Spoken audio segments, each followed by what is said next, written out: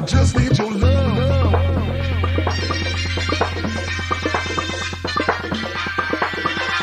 I just need your love.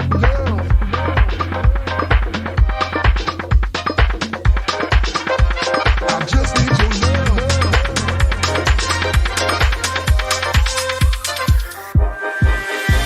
I just need your love.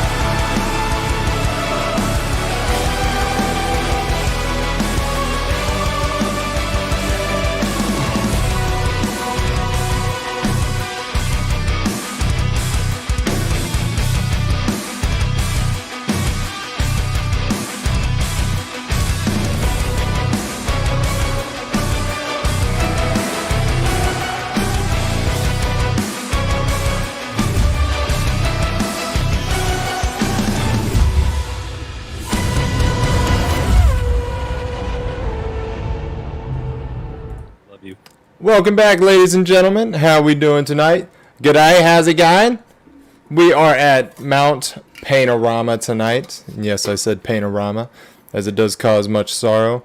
And, as always, I am joined by Mr. Rob Jacques, everyone's favorite American Frenchman, and Dave Hill, who has no correlation with King of the Hill whatsoever. How we doing tonight, guys? Sadly. Bloody good. Doing all right? Rice. Yeah, this should be excited. Should be a spicy one. Go ahead, Dave. Yeah, I was gonna say excited to see what North America has to offer at Bathurst. Should be a good one. Hopefully we'll have some very entertaining racing tonight, as always. We are wrapping up your race day with the North American blue and red splits. So, without further ado, let's get to qualifying, eh? No. Real quick, Brian, could you please share your video with us, please? Oh, yeah, sure. I can do that for you, sir. Oh, well, thank you. Oh, you're welcome. Oh. All right. Real get off this, before we do anything, which side of the road should they be driving on? There's only one right side of the road, which is the right side. Okay. All right. We just had to clear that up real quick. Yeah, I heard it's different in this area. I also hear they like to drive on the road like it's a racetrack, supposedly. Oh, the temptation would be irresistible, even in my little Korean tin can sedan. Look, ma! I feel like I'm really racing, honey. Ducky, how we doing there? How you going? How you bloody going? Oh, it's my favorite friend. The duck. So who are we looking at? We are on Andrew Sear right now. And if we need to swap, I just need to look for some other things on my computer. Mumble on for a bit, eh? Can do. I haven't actually seen much of the streams. I watched the AP one, the very first one. Have you seen much of them, Dave? Like, I don't know how the European guys did. I watched a little bit of the European one. It seemed pretty clean. A lot of commentator curse going on. It seemed like every time that they, came into focused on a specific driver, then that person instantly made a mistake. It felt like the whole stream was that. Yep, and I don't plan on stopping that. If we can keep it going. Yeah, keep it going. The rookie race was an interesting one. It was a lot less carnage than I thought. Pleasant surprise. It was everybody was just owning themselves, basically, myself included. Yeah, you just can't get out of your own way. It seems like with this one. Anything that's not a straight on this track is basically always on the edge of disaster.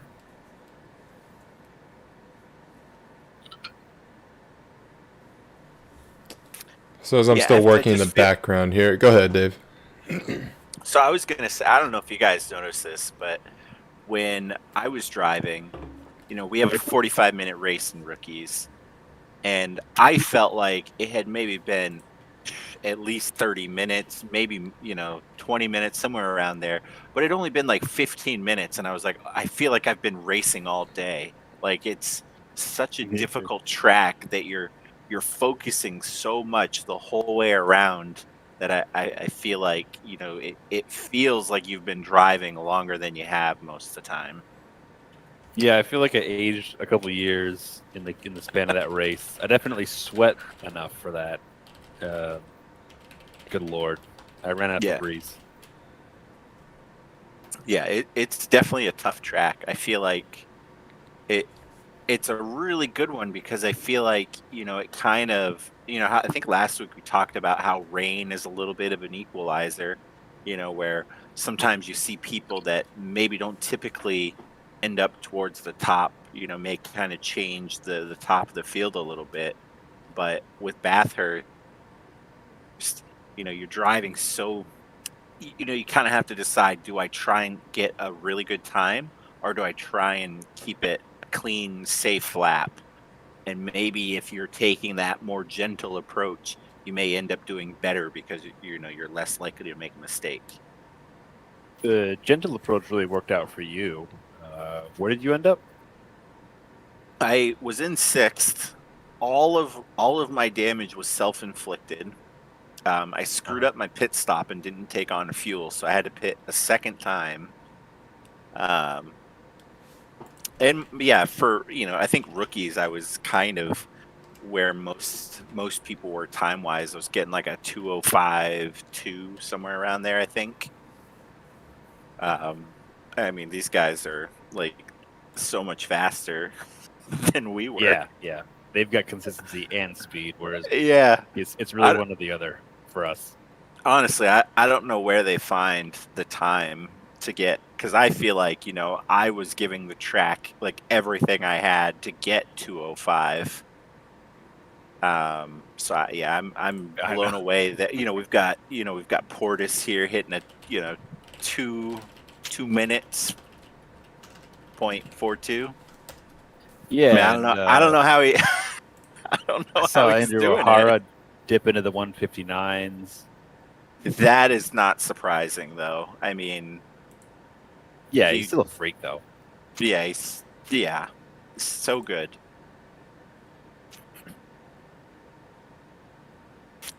We were kind of chatting a little bit before the stream started. We remember the last season's race here, and Alvarado, I think, did really well last season when they did Bathurst. And at the time in free practice, he was at the top of the leaderboard. And clearly you can see the Honda is very strong here. 1-2. Yeah, I remember this race. It kind of sparked like this this fanboyism, or like this instant meta where suddenly the Honda was really good because you just see it pull away in all the straights and it was doing really well. Yeah. So in chat, the VTEC. Adrian Ferguson is saying, "Come on, Team McLaren." In some of the other streams, I was hearing that the McLaren is not particularly strong at this track. And looking at our leaderboard, I mean, I only see Jornalis. I think, he's the only McLaren out there today. Typically a strong driver, so we'll see where he ends up. But currently, 3 laps into qualifying, sitting in P7. Yeah, it's a heavy burden. Take by yourself. You got to share the load. We know he's a quick driver, so it'll be interesting to see if he's able to find the speed. Speaking of sharing the load, we'll see if the Fellowship of the Rings can take over the mountain tonight. Proud of yourself on that one. I am. I had a little bit of help. Cheers, Jeff. He emerges from the quagmire to drop a bomb. I had to. It was too perfect. Share the load. Share the load, Mr. Frodo. Rob, did you see that we have the infamous Andrew Warden in chat tonight? I did. Welcome, sir.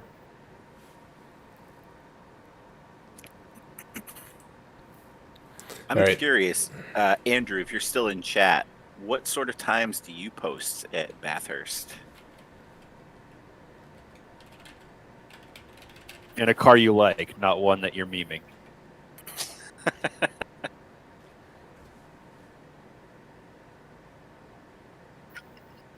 And I feel like it kind of goes without saying, but each race we're all kind of excited to see how the lone Jag does. I know in one of the AP splits there was a Jag on podium. They got 3rd, so I'd be interested to see what Hudson can do this week. Hopefully, less on the wrecking ball side of things. Yeah. Bathurst, it's gonna be tough. Yeah. How about that? Let's try and keep the penalty time in the single digits. Oh yeah. Actually, I don't even know that that's possible. But yeah, that was quite a feat last week. I just want to point out real quick that Kenneth Portis has a 2-flat 420. Oh, we already took care of that, Ryan. Don't worry. Oh, damn it. I'm late on the gun. Well, we didn't take care of the 420 aspects. Well, I did the .42 is what I left it as. He took it to another level. Yeah. Ryan, yeah. He brought it home. Big count on Big Smelly to bring the highbrow. Oh, full circle here, boys. So Thanks for having us on. in another stream, we learned how to pronounce car number 404's last name. I just need to go find. The screenshot I took of I it. already forget, but I appreciate Patrick Oliver. How you going? Asking him to just give it to us. Just tell us. So it's so he. I honestly, it's like Sean. I don't know. It's like SH-ON-SH-CH. I think the K at the beginning is silent. Maybe I don't know. Isn't it like Ochgotts or something? Is that I'm going to continue to call him Matthew or Matt because it's easier. Matty boy? Hey, Matty. Hey, there's our boy Matty on the mountain, dude. Matty Cakes. What's up? Let's see how other folks are doing. Looks like Fabiano has made his way into third place. He won the 20-minute race last week, I believe. Let me go double check. Speaking of Matty boy, let's tune in with him. Let's go on board. Yeah, it looks like Fabiano did win race 1 last week. So obviously, we know he's a driver that we know can be fast. Andy O'Hara won his race the other day in the Mercedes, so it's a strong car. Hopefully, we'll see a nice showing here. Currently, we've got 3 of them sitting in the top 10.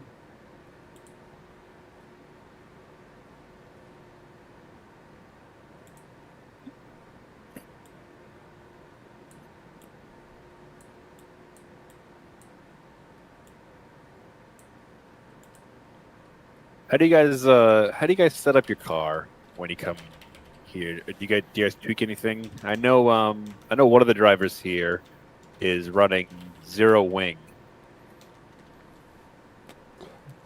That's a little spicy for me, but Well, 0 wing. 0 wing, not a single wing. to be completely honest, I generally take the free candy approach or the CDA. So I'm like, yep. They said this is good. I'll put it on my car. It's gonna be fine, all right? You just tune the tires and you're off to the races. Oh, just PSI, and that is it. Dunzo.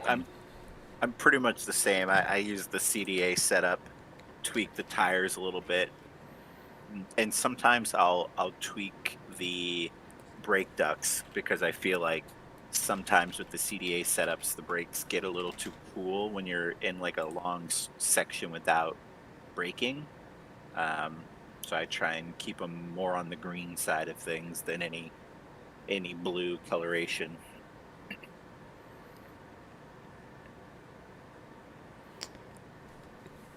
Yeah, first and foremost, apologies on the stream. It looks like we're kicking it old school tonight.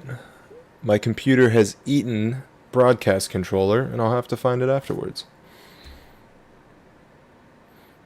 He's a hungry So boy. it installed and you just can't find it, eh? It poofed. Straight up and poofed.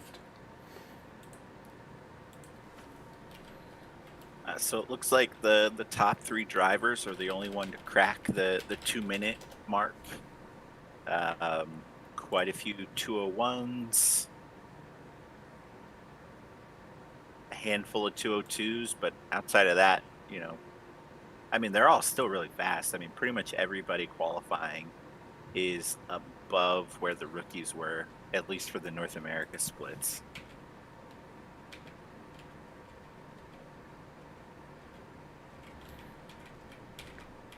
And we're just doing the single race today. We're not doing the super sprint. Yeah, 1 hour, which an hour at Bathurst, I feel like, has got to be incredibly stressful. Well, put it this way. Yes, it is stressful, but at the same time, at least you have that pit stop. So you have a tiny safety net. Say if you're going down the mountain, you catch a bit of damage, and you're in the pit window, you take your pit then. Versus if you're taking that 20 or 40 minute super sprints that we have, then it gets a little spicier because you're having to pit, and that takes time away when no one else is going to do so. Your race is essentially over at that point. And when is the pit window? How long into the race is it open? Do you know off the top of your head? Off the top of my head, I do not know. All right. 30 or 40 minutes, I would assume. So Yeah, qualifying is done, and the grid, we'll do like the first couple folks. It's Portis, Alvarado, so a front row Honda, Fabiano, Johnson, Ike Guy, Spangler, Marsan, Jag, Dornelis, and Carpenter. So of the top 10, who you guys looking at for this first lap? I'm always looking at Dag. I'm going to pick Ike Guy. Dag. I'm going with Ike I'm Guy this curious- race. I'm curious to also see a Bentley. I think we'll go Spangler. We Looking know at he likes to flirt with the podium finish. Yeah, just flirt, just make them think they got a chance. I'm interested to see what Colin Johnson can do. Porsches aren't known for their crazy speed, but he found himself in fourth place. Yeah, I'll be keeping an eye on that one. So what I saw in some of the earlier splits was that the Porsche did really well on the mountain section, and that was like enough to kind of keep in front, if you will. I think the person that won the last split for the EU was in a Porsche.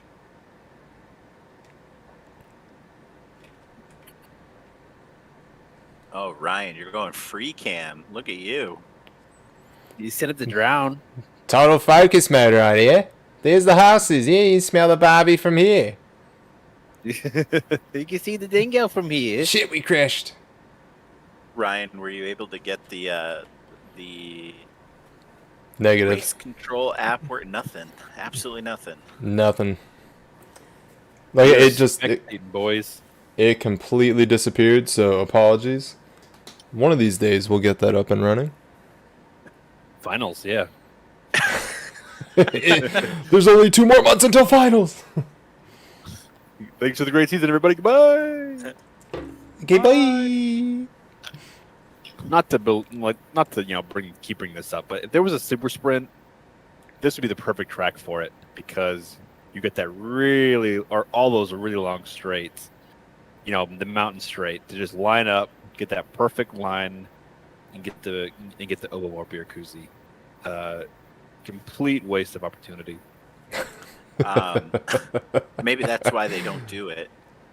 Who's gonna call the first part of the race? I think I'll do you it. should, Dave, because I don't think you've done a single one this season. Oh, that is think I have true. either. Yeah, Dave, you're up. So before the race starts, shameful plug of the channel here. If you like Shameless. what you're enjoying here, that's a great show, by the way. Hit the like button, subscribe. Pump the algorithm. We've got 28 man, you gotta people feed in it. chat, and we got 9 likes so far. So, We should see at least 50. it's free, so you could just click the like button. Even if you hate it, just hit this like. Yeah, YouTube have likes pity that. on us. No, don't do that. don't have pity on us. Don't smash the dislike button. That's no bueno. Look at this. To no one's surprise, the Hondas are up front. Those are some speedy boys around here. Alrighty, so we're getting close to the start here. I do like seeing the team color. Just like the Hondas are bunched up, Bentleys are bunched up, Mercedes are bunched up. Colin Johnson and Fabiano, good luck. So for what it's worth, if you don't know already, the first turn is called Hell Corner. So Yeah. let's see what happens. I think if they can get around that, you get the long straight, maybe you get a little distance between everybody, and you'll be all right going after that. But we're coming around to the main straight, so we're about to have lights out here.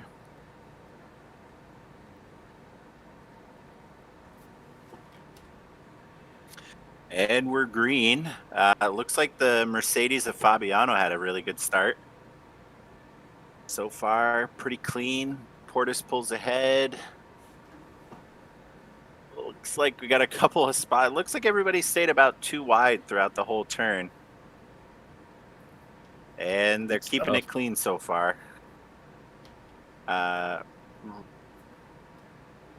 So what do you guys think? In this section of the track, do you even attempt to pass, or do you try and bide your time for the straight at the end of at the bottom of the mountain? Hell no. This is all about survival.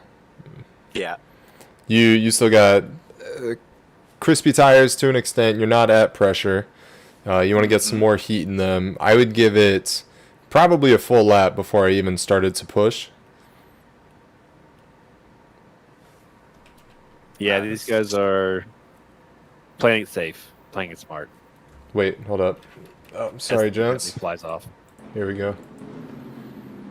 Rookie mistake. No car and track audio. Let me know if that's better. I'll boost it. So looking at it so far so good. Clean. I don't think I've seen a yellow flag pop up yet. And everybody still seems pretty bunched up. Yeah, this is ideal. Not for a viewer's perspective, but you know, Do if you you're a want to racer, see the chaos?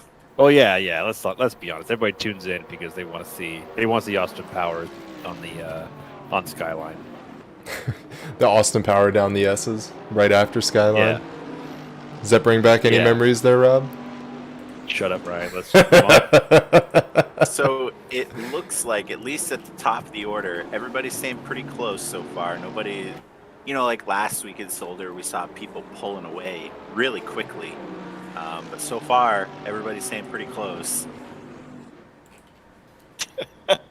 Ducky is saying that we want death. Ooh, we got a Merc off right here. That was a Merc on Merc action. Oh, it was Dag, it looks like. Dag and... Yeah, Marcone. Looks like Marcone was able to survive it a little bit better than Dag. Let's see where Dag is. Dag had to wait pretty much to the end, so he's all the way at the back of the grid now. Look what you did, Rob. So in chat, Andrew Warden is saying that Kenneth Portis, he'll just keep his head down and just focus on what's in front of him, not what's behind him. Well, he's doing great. He's doing so well. I don't see how this could go any other way. And then somebody else commented on chat curse. I think it was Philippa. Philippa, but is it actually Philip? Well, it says Philippa probably, so it's probably Philippa. Oh, jeez. I like what you did there, Rob. If I had to guess, I would say it's probably her.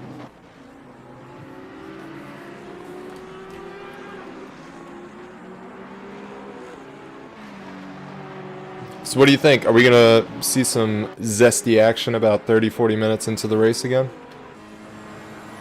I'm hoping so, because this is boring. I feel like you're going to get to a point where the tires are starting to go. Ooh. Looks like we do have a car off there. Who was that? Is that a Porky Boy? Oh no, it was an Audi. It was a Lord of the Rings, if you will. He was out of here. Nah, he was a fellowship. Was it Burke? That was Pippin. He was marrying Pippin. Scotty Pippin. Nah, no, wrong universe here.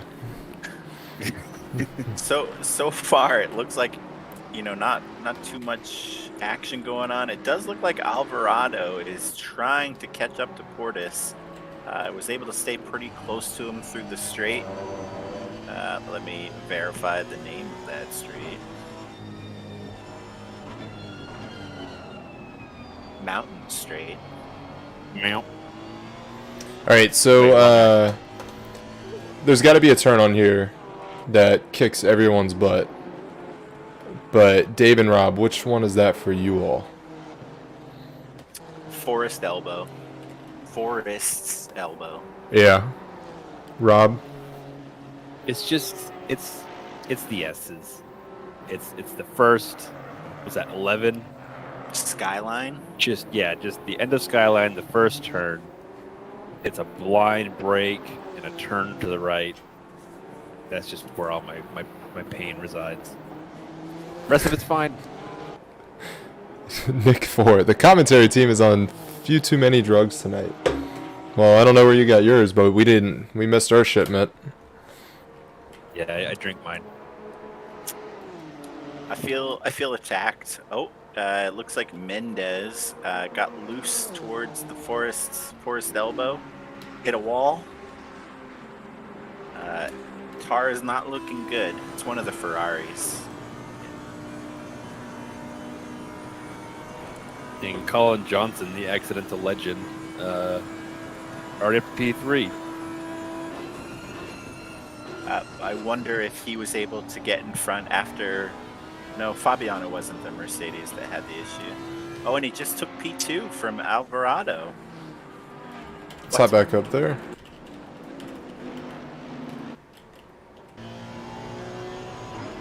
He did it. He bloody did it. You think that BOP is helping him a little bit? That update? So it looks like Dornelis ended up getting a drive-through penalty. Would that be from track limits on? We need to get race control working, Ryan. That's our goal for next week. I know. JP, how you doing? Does Cam do race control for the first race? I think he does.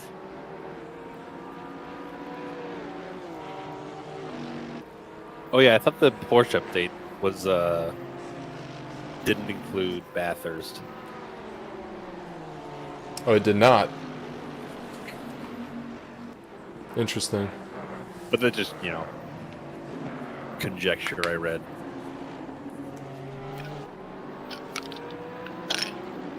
And there was a smaller update today, I guess. I haven't fired up Steam yet. Yeah, it's roughly 100 some megs. They fixed that Logitech livery that had all the crap.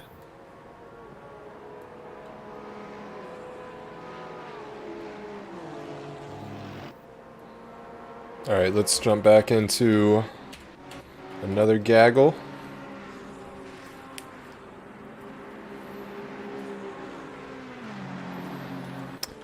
So while we're watching Matthew Boyzon, the standings as they are at the moment, Dornelis is first in the McLaren, Fabiano is second in the Merc. Perez Saidi moved up in the standings, he's now third in the Beamer. Rafa Sosa is fourth in the Ferrari, and Jeff Spangler is also now in the top 5 in the Bentley. So we had a little bit of a shakeup in the standings after last week.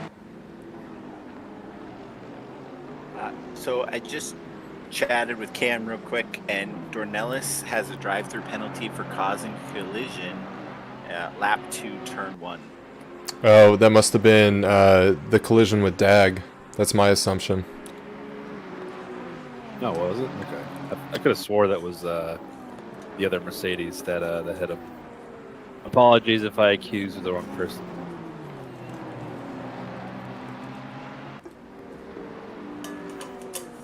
looks like Rodriguez is getting around Dornelis now, but I think Dornelis just came out of the pits for his drive-through. Still plenty of time, 50 minutes. And we do have another car in the pits, gold in the other Honda. Oh, Casey Gold. Yes, and Dag is also pitting. Yes, Nick Ford Butthurst does have track limits and walls. It's a double whammy. No pun intended. Looks like car 538. Is that 538?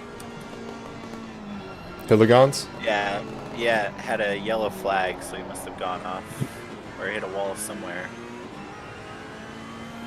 Tony Hawk's Pro Skater taught me that wall riding is the thing. How effective is it, Rob? It's super effective, actually. You tried it going up and down the mountain at Bathurst? Well, I didn't try it. I just ended up doing it. Hell, Dave Just did it in happens. Belgium last week. Happens naturally. Yeah. The physics take over. Puntastic. That's what we're here for, Nick. Enjoy. Alright, so it looks like Alvarado was able to get pretty good exit on turn 1. So we'll see if we can catch up to Johnson here on the mountain street. Maybe take back P2. Let's hop back in with Kogan. Tommy!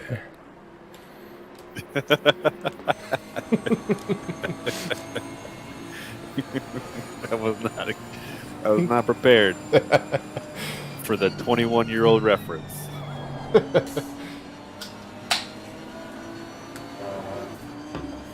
This microphone picks up everything. Yeah, just remember that next time you go pee. Thank you. Thanks for announcing that. Then, truth be told, I don't know if you heard me and Dave talking about it, but I didn't hear it last week. Apparently they must have like jacked up their headphones hoping they could hear. Yeah, Because, thank like, you. can't imagine. Thank you, Jeff, for pointing that out. Hey man, minute 53 seconds into the stream, or an hour 53 minutes. Are you peeing? Close the door. Bro, you sound dehydrated. You alright? What is this, Austin Powers? What the hell? Alright, so the Nissan or the Bentley, what do you think is going to have the faster straight line speed? I'll say this.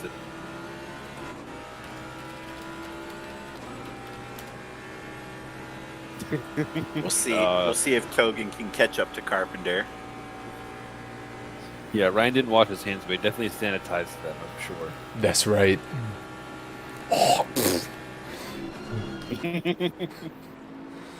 Nature's enzyme. Doesn't look like Kogan was able to catch him. Let's see. Got it. Any other?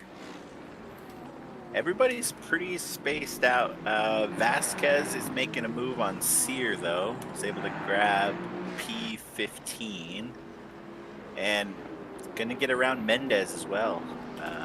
But I think Mendez is a back marker. Yeah. Oh, we're joining JP on his morning dookie. Top of the morning to you there, Peach. Welcome. We're glad to have you. What has happened? We're honored. You go down to Australia, you get a Scottish boy commentating for you lads. What do you say about that? Ryan, switch to Burke real quick. Switching to making a Burke. move. Where is he? He's making a move on Sear and getting around him. Had a nice. He was able to get the inside of that turn. Was able to get around him. Oh no! Is Dag out? He's in the stream. Dag, what happened? Oh. Are you pitting he's right a now? hands, Maybe. I think he's gone. We saw the punt and turn 1. I don't know if there's a second one.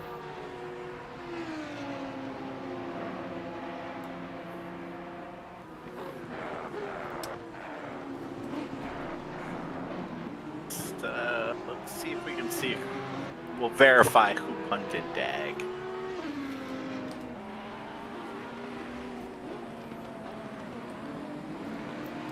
Coming soon to a North America stream near you, race control and replays. Tune in next week to find out if that's when. And this is purely on me. You're not bitter. I'm just mad. I was so pumped. I tested everything. It worked. But that's besides the point. Let's enjoy the sweet sound of the Audi. Oh, I love elephants. It sounds like a stampede of angry elephants. All right, so I just looked at the replay. It was Dornelis that ended up hunting Dag in P1 or turn 1. Oh god. Whew. Stutters. Best camera shot from any track. Changed my mind right here. Yeah, that is a nice one. Yeah, Dag, he did. Yep. It's a shame. Indeed. All right, let's give our. Wait, where is it? Kelly Bronstar. Let's hop on board. So it looks like Portis has, as I think, who was talking about Portis? Was it Warden? Yeah. Talking about how he just would keep his head in the race and just focus on what's in front of him. Currently up just over a second on Johnson. Still very close. It's been about 15 minutes. And only a second? That's the thing with this track. It's only been 15 minutes, but it feels like they've been racing for like half an hour, and I'm not even, driving the car, and I feel like we've been racing a long time. It's Bathurst close. Yeah. Still very close with the top 3 here, just like you said.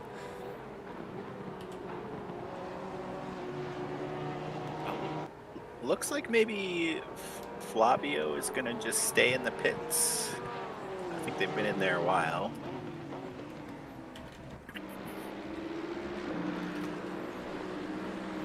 So Alloy here, he had missed the first week at Silverstone, and then the following weeks he was able to snag P8 at Paul Ricard, unfortunately a P24 race 1 at Zolder, and then a P14 at race 2 at Zolder. But he's not too far off. I believe he's in the top 10 for the NA Blue standings. So he could certainly rattle things up. I'm saying he's pretty zesty on the in the old Bentley. You guys have a lot of experience in the Bentley. It's one I keep trying, but I don't know if it's me or the. Well, of course I want to blame the setup, but No, I mean can't work about the car. It's a fun car. I don't have too much knowledge with it, but when I've hopped in, it is an enjoyable car to race with. It's big, but it feels nimble. And the fact that you can eat any curb is phenomenal. Love it. Just to interrupt you real quick, it looks like Voisin has a 5-second penalty for weaving on a straight. And that's it. Maybe he was a straight. Yep. As in defending? Maybe? Yeah, maybe. Cam says weaving on a straight was the 5-second penalty. Got it. Every time he gives you any information, just say sorry. Ryan says sorry. Well, this is our race control for this race. I'm just gonna have to talk to Cam in Discord. I'm gonna teach my computer a lesson after this. Are you gonna get it a virus just to show it? No, I'm gonna speak gently to it and be like, "Come on, please. You've worked so well for so long. Just do this for me. Just get that broadcast controller on there, huh?" Then it might be a little asshole and say like, "Yeah, nah. No broadcast controller for you. Good luck finding it. It doesn't show up in your file explorer." Is your computer Mullock? Maybe. Am I gonna get my milk? Yeah, nah, where's my father's coffee?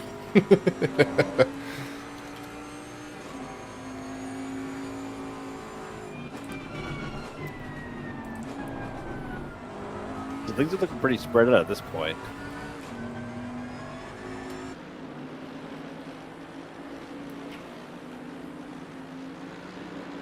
Yep. Well, Settling Dak, in. you don't get to deal with the race, but you can put up with us for a stream for 40 minutes. Nah, he's not doing that. It's like, yeah, screw those guys. JP says, Bentley is best, don't at me. Okay. Fair enough. We'll take JP's word. So I feel like it's worth noting that Dave Hassar is currently up to P10.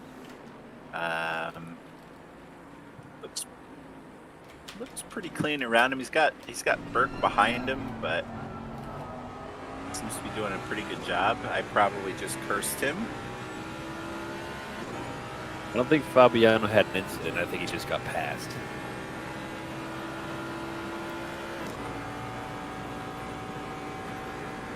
It looks like he may have been rear-ended. He does have some damage in the rear. Did Colin Johnson pit or did he spin? Because he's now in 18th. He went into the pits. Okay. But he's still in there, so I don't know if he had damage. Let me see. Tiny bit on the back. Yeah. Oh. There's a little Oh bit of yeah. that. Oh, and the front. Maybe he did have. I'll check the replay for you guys. 1 second. Maybe he brushed the wall or something.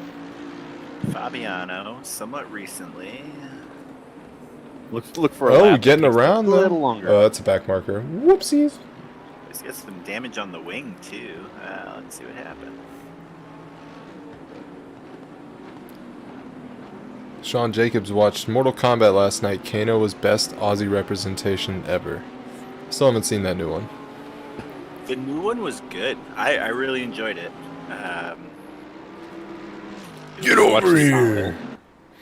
They do say that at one point because it's classic. Well, yeah, you got to with Scorpion, of course. Well, yeah, man, that's the thing. God, if it weren't for movies or pop culture, I would have nothing to say. PJ says that the damage on Fabiano's car is gonna affect the resale value. It's a silent, shitty loser. No. PJ, it'll buff out. It'll be fine. Don't worry about it. Like, hey, smelly boy, anything to say? No. No. Well, it was a good movie.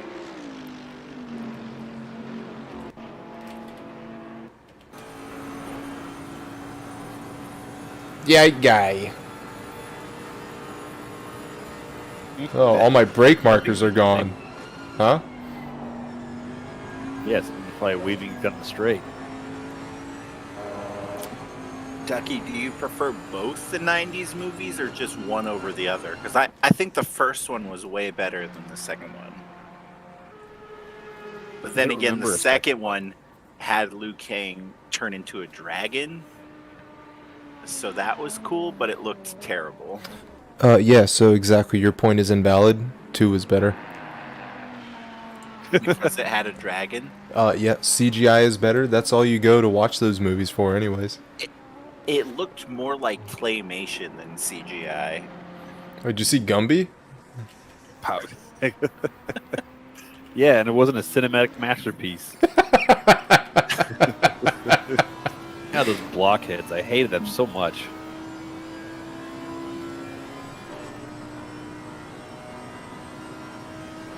So it looks like Chris Frizza got a 10-second penalty for speeding in the pits.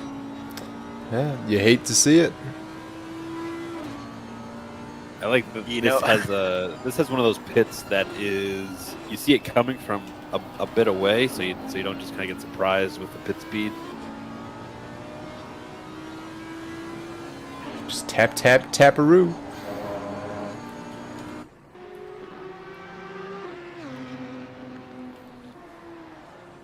He's off to find Mr. Frodo.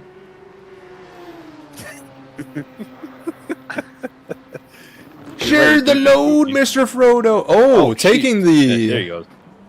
the esports line on the outside there. Good heads up play. Sending the Nissan packing, but he doesn't. He leaves the spot. Good man.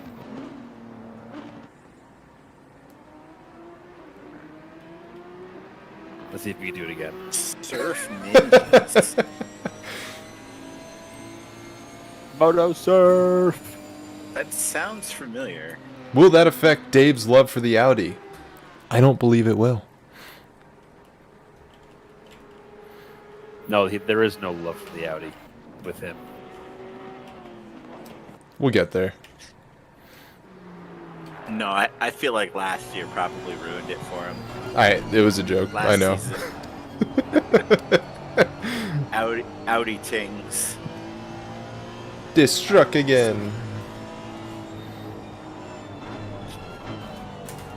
And you know what? I think the cutting is probably the worst part of the track for me.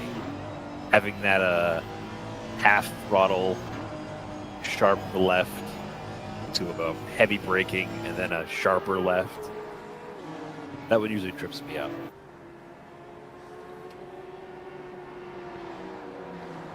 The only part that doesn't trip me up is... Wow. Never mind. The whole track, a little bit. Right off Just Forest looking around, Elbow. looking for a spot. Yeah, I'm like, Forest Elbow, okay, that's fine. The flat out kink in the road near the chase, that's not terrible. But then even like Hell's Corner is brutal, especially if you're fighting for position. Quarry can catch up on you quickly as well. So, definitely a challenging track. This is probably the hardest track that we'll have on the calendar this year. I feel like it's worth noting, Dave has started in P19, currently up to P7. Yeah, he's just carving it up. I think he's having a really a good, clean race. Rob, you're a fellow driver of the Nissan. How do you think it performs at Bathurst? I know it's usually not super stable. I think, you know, it seemed pretty stable to me. I like the low end torque on the uphill section. It's got speed for days. Do you just stay in second gear on the uphill, like until you can, obviously get towards the top and start shifting up? Yeah, like I never go below second. By the top of the mountain, I'm usually in fifth. Fifth is what I could manage in the Aston as well. Yeah, just like not flooring it. It is quite understeery, so quite a bit of throttle modulation. Not straight up coasting. Is Johnson in the back of the grid? Oh yeah, it looks like he's got blue flagged. Spengler's waiting to get around him at the top. It's the only battle that we have right now at the top between Portis and Alvarado. Let's go to Sear.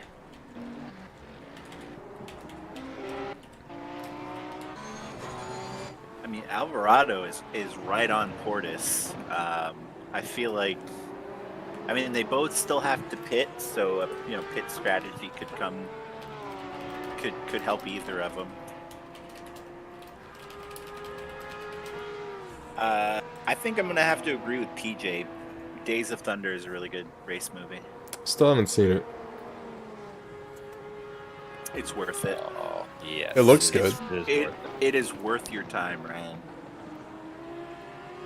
I gotta say, out of racing movies though, even though it's a comedy, I still love Talladega Nights. You like the shake and bake? Shake and bake!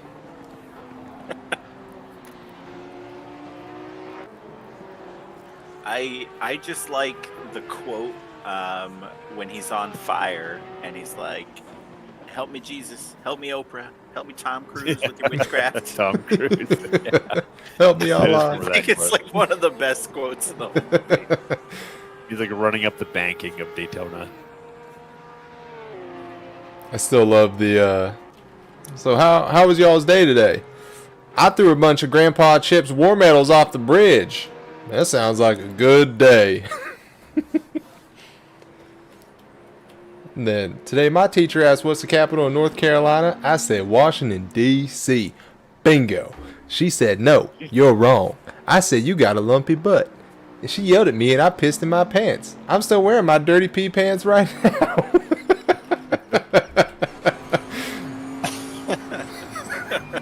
It's an American documentary. Love it. Love it. So, back to racing. Austin Carpenter just slapped a 202.829 on there halfway through the race for his best lap. I feel like you kind of have to enjoy the top of the order. You know, you got Honda, Bentley. Seeing a trend. Yeah. They have not pitted yet, so it could change. Sean, I think you're right. I think he does know that movie a little too well. Shake and bake, bitches. We know what's playing on replay at the Smelly House. Billy Madison. Ooh, that's a good one. So sorry to interrupt.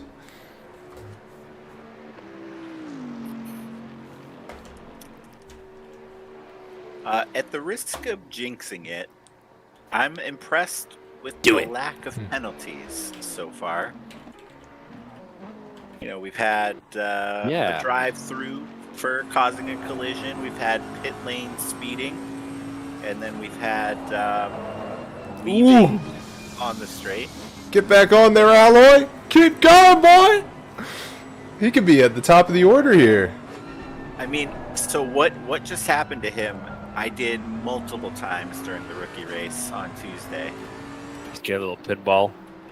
Well, you just carry so much speed, like going onto that straight, that sometimes you just shoot wide. Yeah, Tommy Cogan loves to see that. Tommy's coming up like, oi, I heard there was shrimp on the barbie coming out of this Bentley, eh? Can I get a sniff?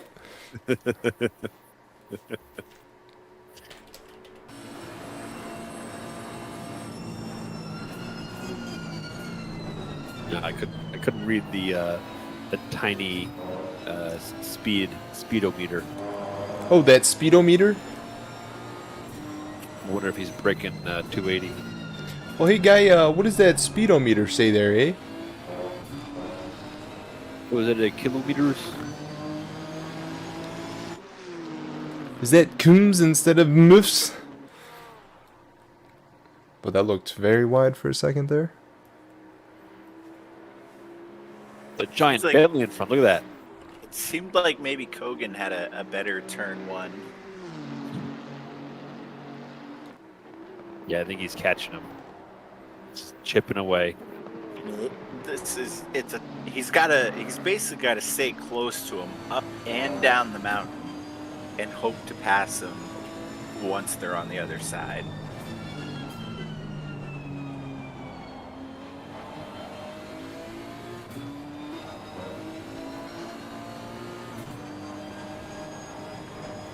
We still have our wrecking ball at P9. Or P8, sorry. Miley Cyrus. Yeah, Miley Cyrus, Matthew Hudson. Is it Matthew? I was about to go check that. That old boy. Oh no! Oh, I got moment. no! No! Let's get the overhead view of this action. Oh, and Tommy Kogan does get around Ike Guy. Yeah, he capitalized. And oh no, much sadness. Ike Guy's still having trouble. Yeah. Oh shoot, wrong button. Tommy Kogan now has no rear diffuser. Ooh. PJ calling out Ducky in the chat. So Ducky said he enjoyed Click, the movie Click with Adam Sandler. And PJ says that he enjoys Click just because Kate Beckinsale is unreasonably attractive. Wait. Yes. That's true. Can confirm. Can we get I a look thought- at Tommy Kogan's rear diffuser or lack of, please? It looks okay. I mean, it doesn't look too bad. Oh, okay. I think mostly the a little bumper. beat up. Maybe the tree was obscuring things. It definitely looked like he just. Oh no! Oh, yeah. Our boy. What's going on, Hudson? That's Did he right. get tangled up with that Audi? Something happened there. He does he have anyone coming I'll- up? I'll Go go ahead. check. I'll go check them.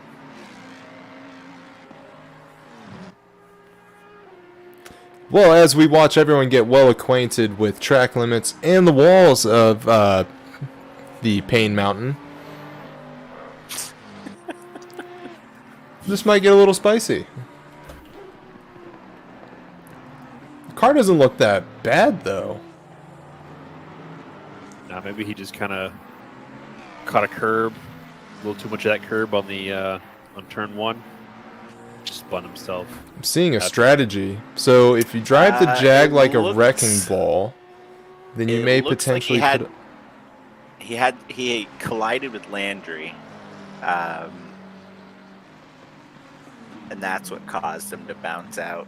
So in that collision, was it Hudson at fault? Let me get a better view of it here. One moment. Pain Mountain, Mount Doom, all the same. To me, it looks like Landry maybe did a little bit of a dive. Okay. Now he's If- got Dornellis. If I had to call it, that's what I would say.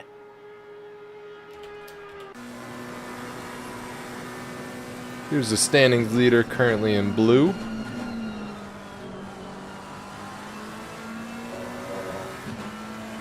So long as he finishes in the top 10, he'll see some pretty decent points.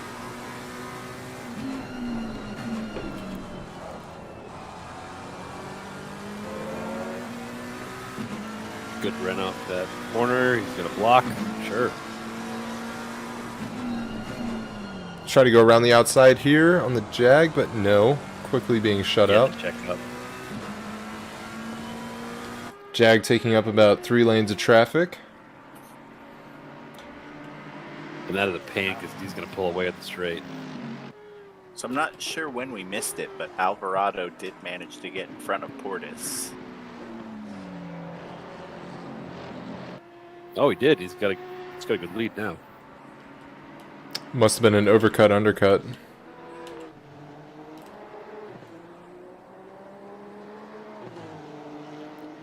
Regardless, these two are putting on a clinic right here today.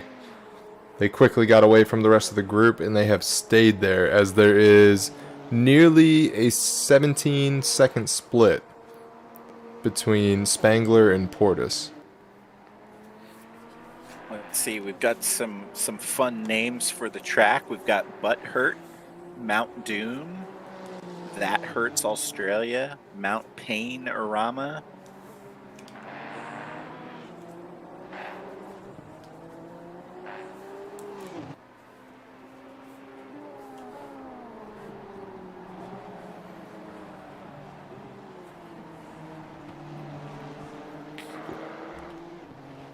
Yeah, Looks like JP, that's kind of surprising, especially as last season Honda was king here.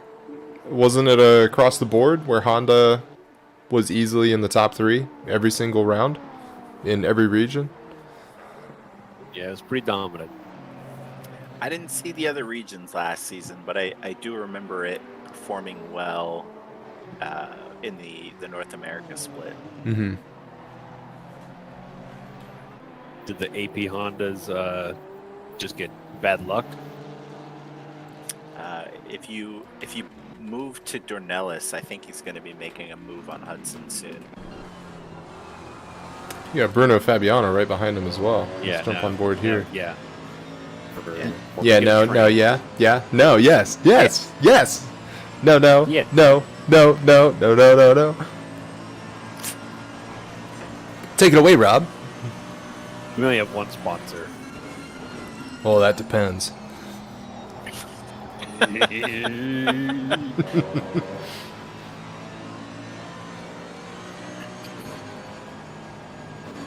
Safe, fellas.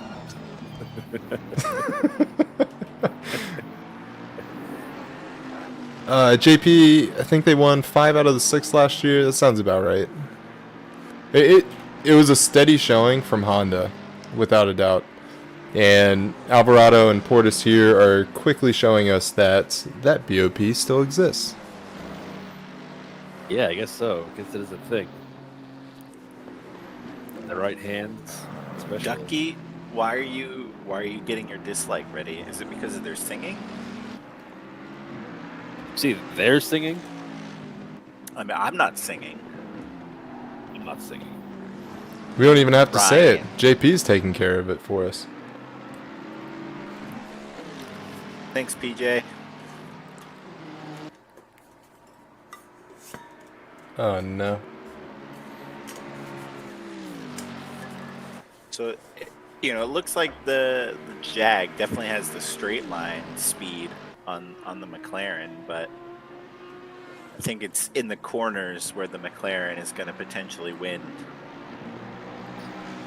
Yeah, I mean, Mia Rose got 3rd place, I want to Third. say.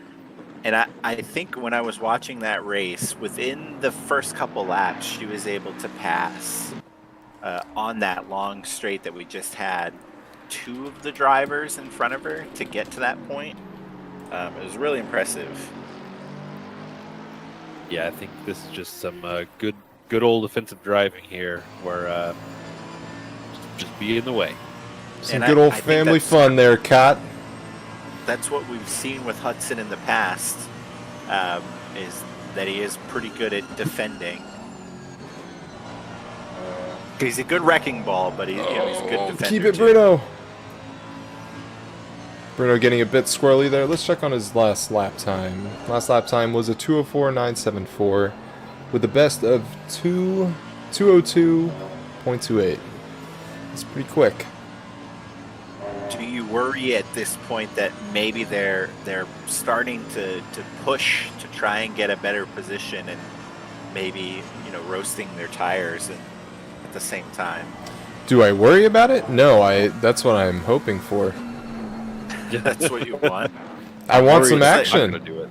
Yeah, someone's got to push, right?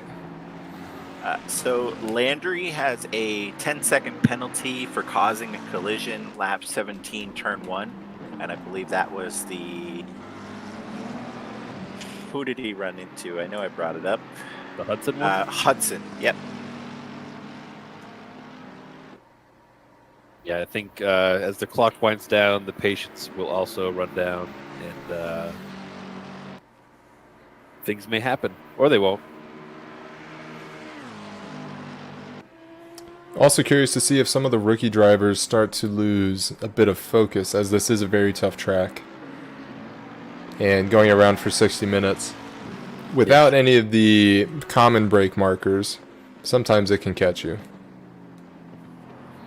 Yeah, I know. You really got to have a contingency plan, because those boards are quite brittle.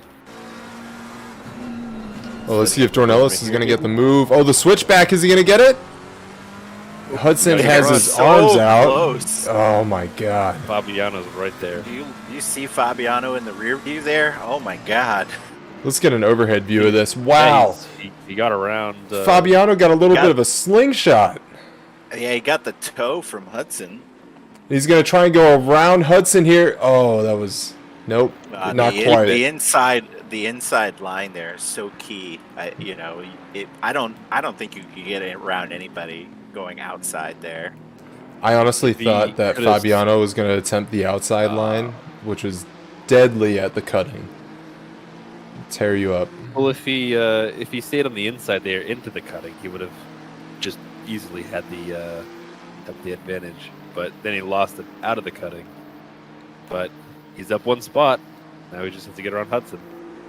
Maybe he'll have an easier time of it than Dornelis.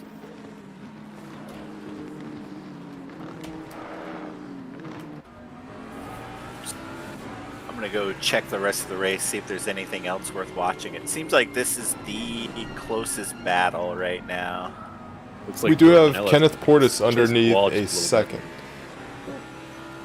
Yeah, he's definitely within range, and Alvarado has a back marker in front of him. Looks like it's a Lambo of Hobie.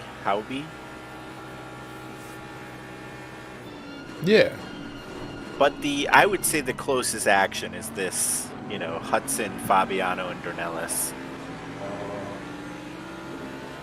This is getting spicy. We have Dave Hussar right there in the background behind Dornelis, catching up to this gaggle. Yeah, this is where the action is at right now. Yeah, it definitely seems like this is where the rest of the action for the race is going to be. I'll keep an eye on Portis on mine just to see if he's able to get around Alvarado, and I'll let you know to switch, okay? Fabiano having a hell of an exit there, trying to do a Jag race with a Jag. I don't think you're going to win that drag race. No, I don't either. Looks like Jag is good at one thing, and it's straight line speed. Oh no, a bit of contact there. Fabiano tapped his quarter panel.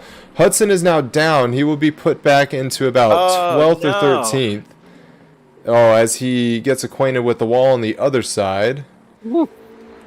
Okay. That's rough. Automatic and he port. teleported to the pits. Yeah. He read my ebook on how to get out of a crash at Bathurst. Oh, that's how you do that? Yeah, you just hit escape and turn a garage. Nick Amon. All right, so I got called out a little bit because whenever we have cut to him in the past 3 weeks, we cut to him and we say, Nick Amon. We watch for 10 seconds, on to the next car. But let's talk about Nick a little bit right now. Tommy Kogan. No. We're going to break tradition here. So Nick is another rookie who just popped up into the Sprint Series this season for Season 6 of OOR. And killing it right now with P11. I think he has gotten a few top 20 finishes, but this will certainly top the charts, and this will be his best finish today as long as he can keep it up with Old Faithful in the Aston. No curse whatsoever. You got this, man. Not at all. You got it, Nick. Claps for you, sir. You're having such a good race. You can do it! Keep it steady. What about with 13 and a half minutes, just under 13 and a half minutes, that puts us at about... Dave, do the math. I don't do math. I don't do the numbers. Fabiano did get a 15-second penalty. For that contact there? For that contact, but I don't actually see him on the grid now. Did he leave? That I do not know. Let's hop back up to the leaders. I'm going to take a peek. Kenneth Portis hopping on board Portis here. Is getting close. He's getting real close. He is. This battle could go until the finish of the race. They now have a hefty lead over Spangler there. 25.7 seconds to the next racer.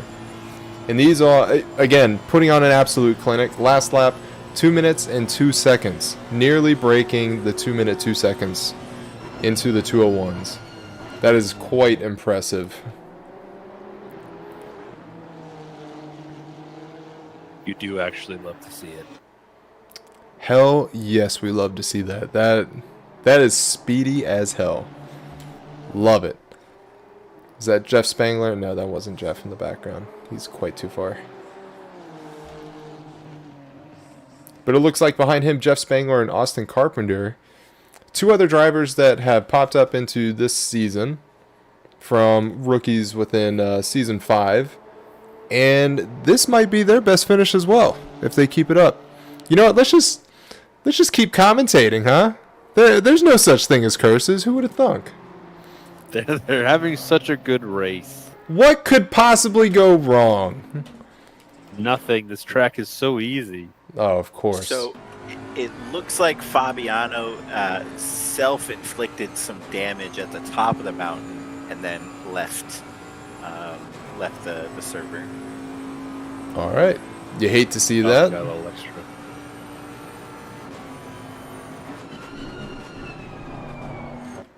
Yeah, that is a bummer.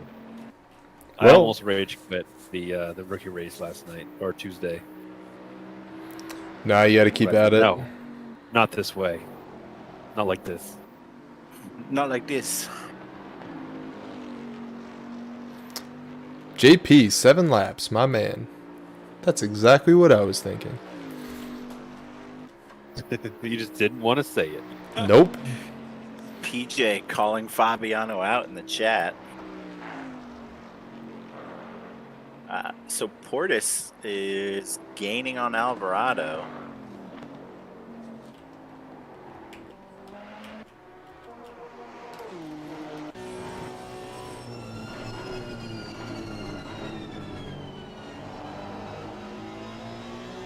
Oh yeah, it's getting really close. Oh, he's sniffing that bumper. He's like, give me that P1, boy.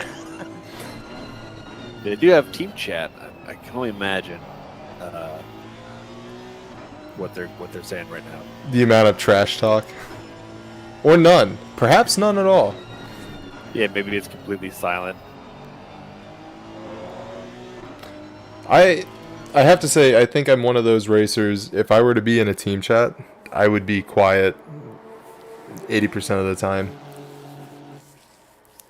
Yeah, I guess it kind of depends. In this situation, I can't imagine you would say much to one another aside from move out of the way. But you know, if you both eat shit early in the race and you're out of contention, you're just kind of running your laps. You know, just have some good bands. Yeah, that's certainly a different story. It's so close, you know. There's got to be like a level of respect, you know, where they don't want to ruin each other's races, but obviously they each want to win. Yeah. Well, no, of course you want to take this properly. If you're going to beat someone, you want to do it the right way, and it's purely with driving and not just, oh, hey, look at that bird. What bird? Oh, there's a wall. Oh, there goes the bumper. Oh, there's the orange and black flag. Okay, never mind. Race over. Yeah. Like if you read chat accidentally going into the cutting. Nick Corey, P2 starts playing the Jaws theme in team chat. Yes. Get the macro. Break out Jaws. Scorpion, how are we doing tonight? Good eye there.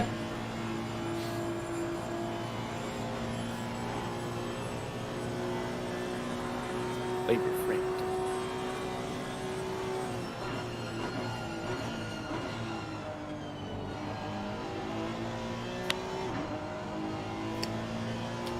This race kind of blew by. We're less than 10 minutes away, guys. Yeah.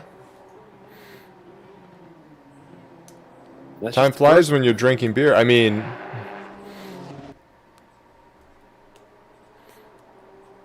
Ryan, I think you have a problem. oh, I'm the only one who said it out loud. Hi, my name's Ryan. Your problem is you're empty, boy. Get another one. I know it. I'm saving it for the second race here, boy. All right. Do you think at this point, Alvarado, he's had Portis in his rearview mirror for quite a few laps now.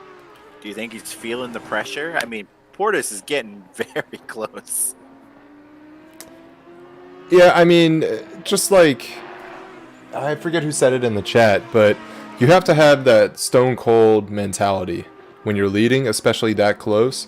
And essentially, as long as you are keeping the race line and you do not have him running up on your quarter panel, and especially front tires getting up to the driver's door, then you take your line. You race how you want to race, and you're aware that he's there, but you're not going to change anything because he's on your bumper. As long as you have that line, they need to adjust to your race as you are the leader.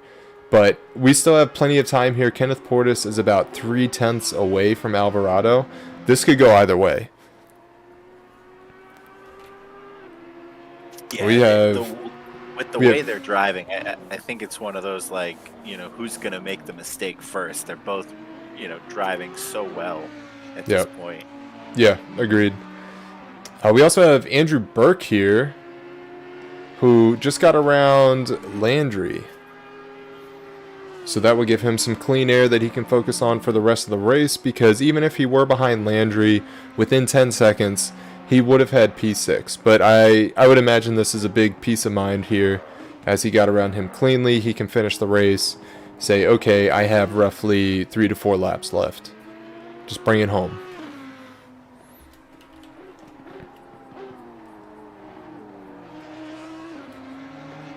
Oh, JP, that's dark. I'm not even going to repeat that on stream.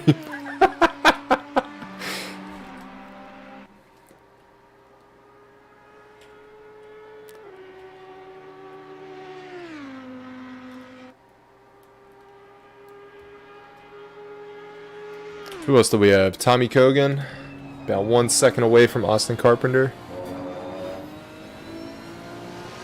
This was the gaggle that we had at Paul Ricard.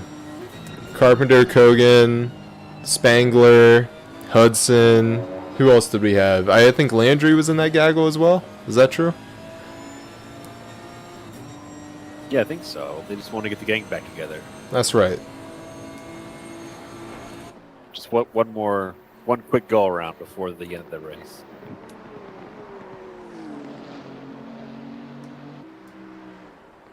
And that's All right. cursing him. Tommy's had a good race. Cover for me. I'm going to the loo, and this time you won't hear it. Don't jinx Kogan, Ryan or Rob. Don't do it. Such a good race, isn't he? Can't imagine anything could happen in 4.5 minutes. What could go wrong? Nothing. He's too good.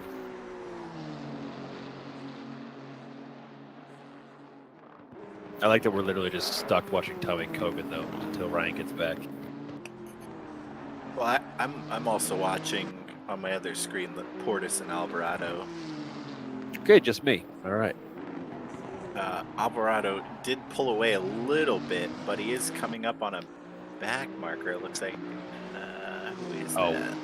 We've been cursing the top 5 so much, Cameron. If they've made it this far, you know their talent is just too immense for the commentator curse. These drivers are too skilled.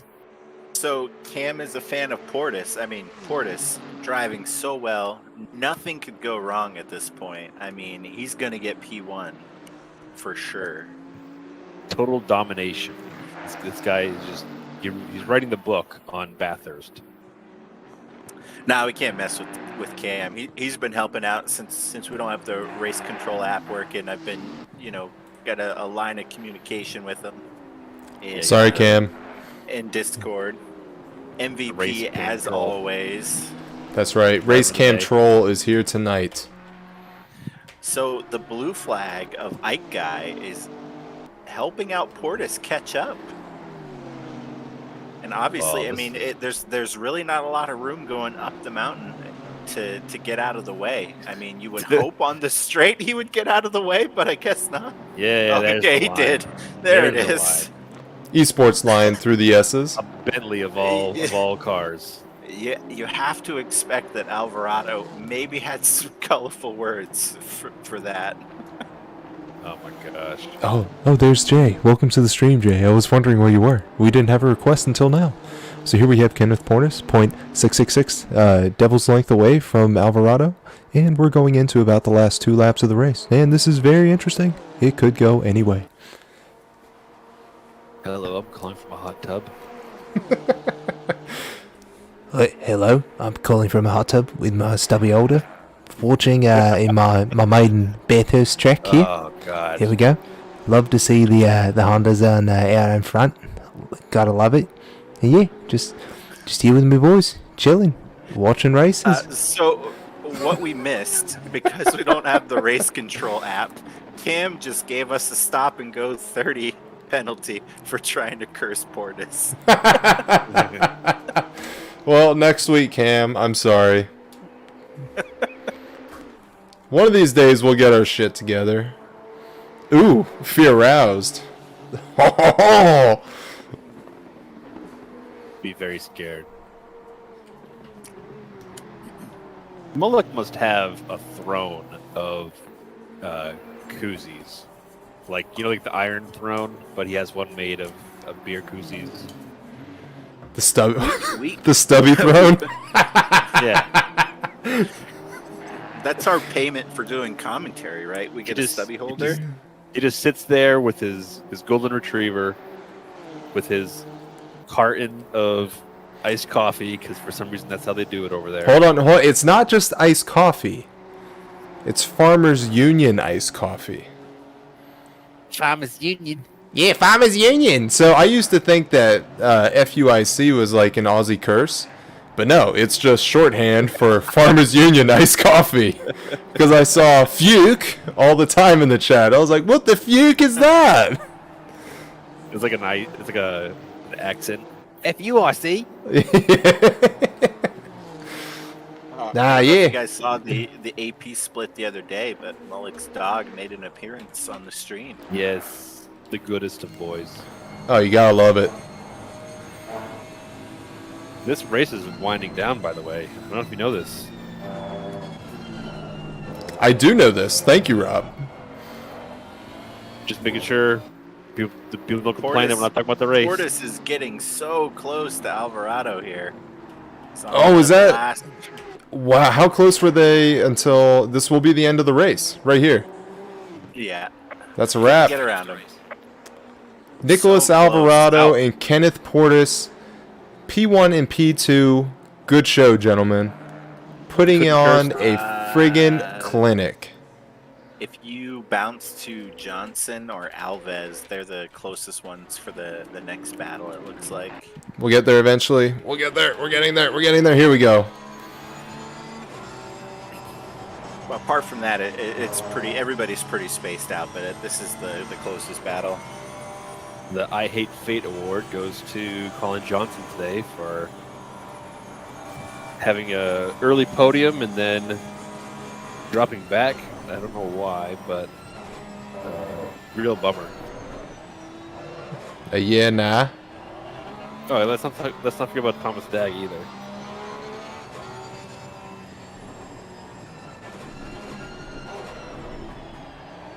Coming down the devil's anus. I mean, the Forest elbow.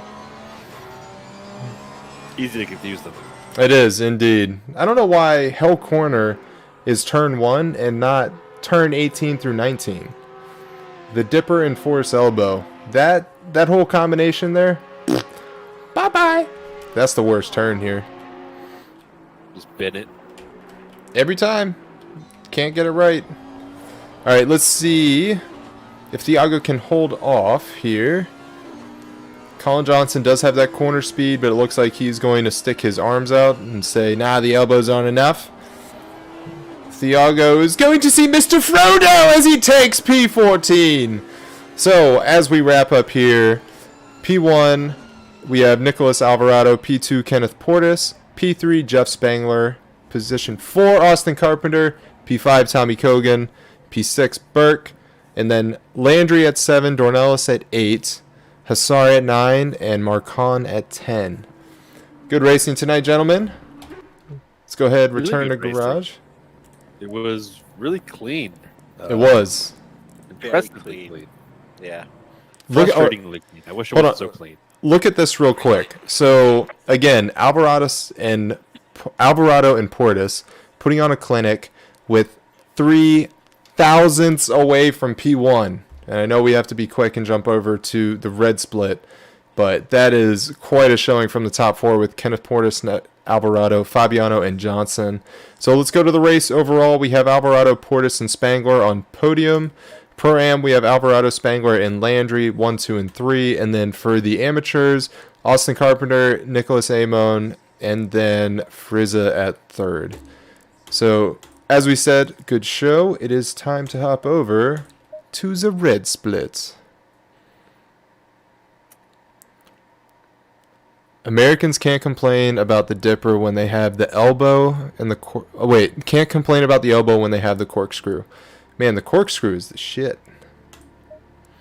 Don't at me, JP. Everyone loves the corkscrew. The Portis is the race director in the next split, so I'll reach out to him to get the information for us. Righto. And I will be right back, and I'm going to get another drink. All right, love you. Wait, it's not signing off. Just get ahead of myself. Sorry. I'll be so sorry. I just checked the schedule, and Laguna Seca is not on the schedule this season, which is a shame. You hate to see it. I was gonna offer the AP and EU racer commentators to shower us with as much American accent as we're given at this fine track. Well, at this fine track, let's be honest. We shower everyone in our Aussie greatness at every track. Yeah, what was it, Zolder? Yeah. Hi, good day, mates. We're in the middle of Belgium. How's it going? With the bloody rain. Ah, shit. Yeah, it's going to be a wet one here today. Get your wellies, boys. Jumping in it's puddles. wet. Get your brelly. Do they call them brellies down there? Ah, they have brellies now. Cost $5 reduce. Oi, how many dollary dues is this umbrella here, huh? 5. Fuck, alright. I'll wear me raincoat. Mount Panorama at Bathurst. Oh, that drown pays for itself, doesn't it? Yeah, it does. We've definitely got no use out of it. Yeah, let's take a little peeksy from little Timmy on the fence here. Oh, crikey. Steve Irwin. Yeah, he's hoping to see some action. Danger, danger, danger. How about that? A good old-fashioned Aussie weekend at one of the deadliest tracks in the world, huh? I see me nan's house. I can smell the Barbie from here. I wonder how many people who live near Bathurst hate it. Could you imagine? Ah, there's another race going on this weekend. I won't be able to hear shit for about 4 hours. And they usually start the races really early, don't they? To get around the heat, right? Oh,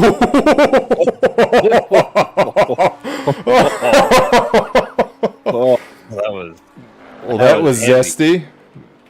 7-Eleven. Oh, thank heaven. Just got back to my desk for that. What the hell just happened? That'll be some safety rating changes. Oh, Jay's sitting here waiting for the Scottish accent. Oh, you missed it, laddie. I pulled it out earlier.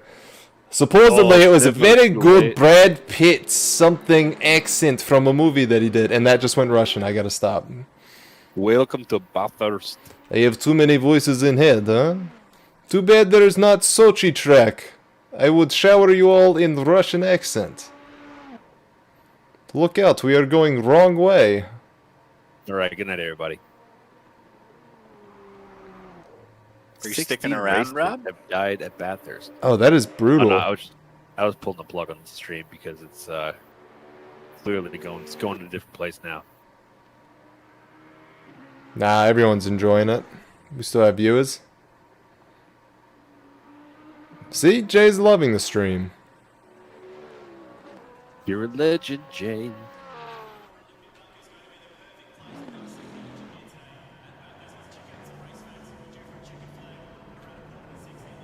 A reverse Bathurst. Oof.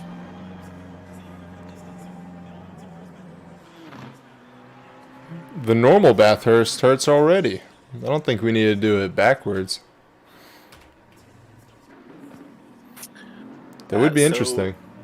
For the red split, who are you guys looking forward to seeing this week? Ah, yes, back to our daily programming. So this week, I am keeping my eye on Riley Murdoch. He placed P16 at Paul Ricard, P2 in both the Zolder races, and he's number 7 in the standings. He's also another Bentley driver, and he also, just like Alloy Ike guy, missed the first week. So the fact that he's pushing top 10 after missing the first week, I think that he could represent some spicy competition tonight. Well, I don't see him in the server, so maybe he's afraid of the mountain or had a scheduling conflict. Oh God, why'd I say to open my fat mouth without even looking? You cursed him so hard he's not even here. Shit! Thanks, Riley. Did my research. See you next week, Riley. I mean, Nah, just kidding. Looking at the free practice, we've you're got not. another 1-2 Honda with Patterson and Liu. Is it gonna be a repeat of the first split? Oh, is this is quicker? Because I think the blue split only had 201s. Is that correct?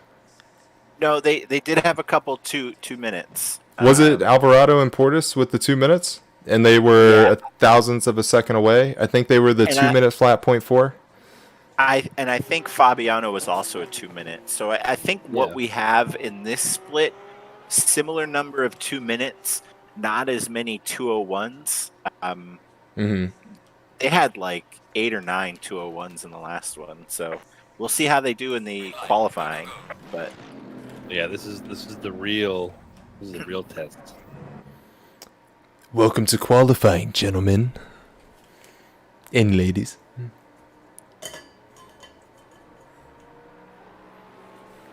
Well, it does seem like that Bathurst is a very good track for the Honda. Yeah, I'm starting to think that there might be some sort of BOP/alien action for the Honda. JP pole is a 2 minute .3. Gracias, senor. So yeah, my prediction's out of the window. What do you guys think? I think I'll be watching Andy O'Hara. Well, wrong region, but that's not a bad idea. Ah, shit. Damn it, I tuned So- into the wrong stream. So it looks like Olet is not here this week. So I will say that I'm looking forward to see how Byers does this week. I know he had a pretty good race last week in the Nissan. I feel like we're most likely going to have Hondas 1-2 again, seeing as they were, towards the top in the practice as well. So we'll see. Sure. Which is It looks like okay. I mean, Sean Jacobs in chat is rooting for Sansano as a top 3 finish in the Mercedes. So I think, it could happen. Mercedes is pretty strong here. We could see Simon Salomon put up some good points here. He's also a contender. He's currently P2 in the standings for North America Red. Led by Hamza Golzar, which I don't know if he's here tonight making an appearance. He's in the Aston. He is here. Yep. Is he? Yeah, There he we is. got Yep. We see him. Sam Snelltrain in the McLaren. I don't know. The McLaren seems very weak here, as we saw with Dornelis in his finish, but I don't know. Depends on the driver, but at the same time, Dornelis is also in the lead of the standings, so I think he knows what he's doing. So this track just seems very weak for it. And then followed the 4 and 5 combo. We have Mark Antoine Landry and then Brandon Wallette. So Wallette dropped a bit down in the standings. He's at P5, and then Mark Antoine Landry is also making an appearance in the top 5, both in the Nissan. Oh, I'm sorry, the Nissan. We're in Aussie land here. It's the Nissan. Dave Passar has joined us. How was your hour at Bathurst, Dave? Very tidy, which I'm happy about. Didn't get involved in anything, so went P18 to P9 in the end. Yeah, that was a heck of a ride. really nice performance. Yeah, good drive there. Yeah, we caught some bits of it.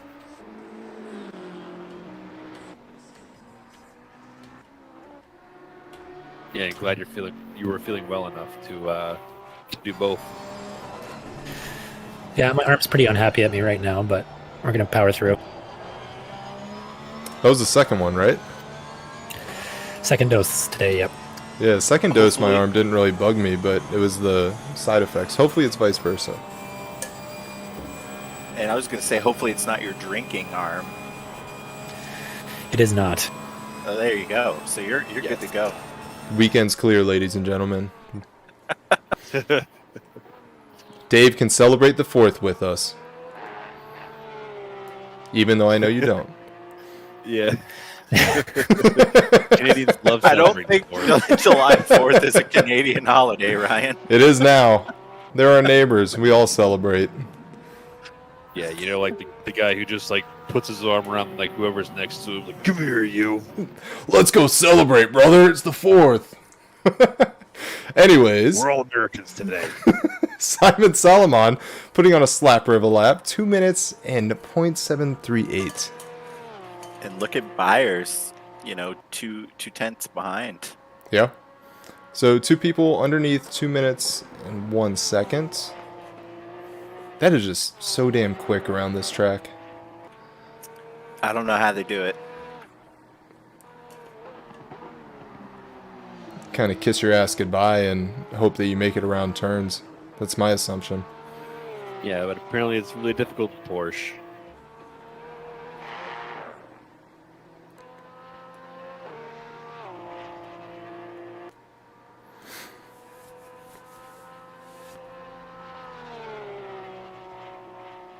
Oh yeah, Imola next is it's gonna be a great many passing zones. Ah, yes, that's right, Rob. Miss Scoozy. Scusi. Lots of Miss Scoozies next week, So much scusi. but no tunnels. Oh, I kinda care so much scusi. Carlton Liu poking his nose in at P1 currently. Nearly 2 tenths Cardin. above. Cardin Lou. I just said Liu, but thank you. Cardin Liu. Thank you, Dave. Sorry. That's okay. I messed it up once too, and somebody in chat called me out. So I wanted to, you know, give you the courtesy as well. Well, thank you. Our named Lou. Brutal. Let's take a look at the standings right now. So we have 3 underneath 2 minutes and a second. Cardin Liu, Simon Solomon, and then is it Isaiah Byers? P3, is that correct? I believe so. It looks like Simon's going to better his lap there.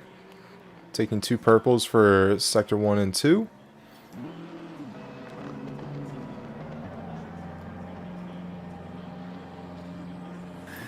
Yeah, like Alex is saying in chat, this track to go fast is all about commitment and trusting your car to stick when you want it to stick. If it doesn't, you're going to be having a bad time. But when you can trust it and push, it's definitely the way to extract the lap time. Yep, absolutely. And it So feels great. you basically just have to hope that it's going to work. Have faith. A reasonable estimate. I mean, jokingly, yes, you hope, but there is a certain point that you get to in these cars where you can throw it around and reliably know that, okay, I'm going to have grip here, I'm not going to have grip there, and that's where you're pushing. So big news: Cardin Lou hit a 159.817. Holy man. shit. Those are alien level speeds right there. And he's in the pit. Damn it, I was going to hop on board with him. Okay. I think once you hit a 159, you could just sit in the pits and just say, you know, come at me. You know, who's going to get past that? Get this man a What's stubby that? holder. Do you think the commentators get a stubby holder if the racers get to complete it? Because if not, I'm completely I'm out of here. Because we Checking witnessed out. it? Well, yeah, you know, because we're the ones commentating at the race where they line up perfectly. Like, we should get involved in that too, right? We're part of the team. That's my thinking. I'm just wondering if Moloch has the same logic, and if not, well, it's been fun. I'll pay that $30 shipping fee for a stubby holder. Yeah, So Salomon's been held up on this lap here by his teammate. Car in front is not on a valid lap, still not moving off the line to allow his teammate through. Finally does. yeah. So Salomon's going to need at least one more lap if he wants to make up 8 tenths. Which is not a small ask. Dave, is there anybody this race that you're looking forward to seeing how they do? No one in particular. I mean, I always want my Nissan teammates to do well. Who else? Absolutely. I don't know if my friends Keith Briscoe and Takis Weeks are in the server at this point. It doesn't appear. Oh, no, Takis is there in P9. And Rasco's Lambo. P6. Briscoe, sorry, is who I was thinking of. Oh, yeah, I don't see Briscoe either.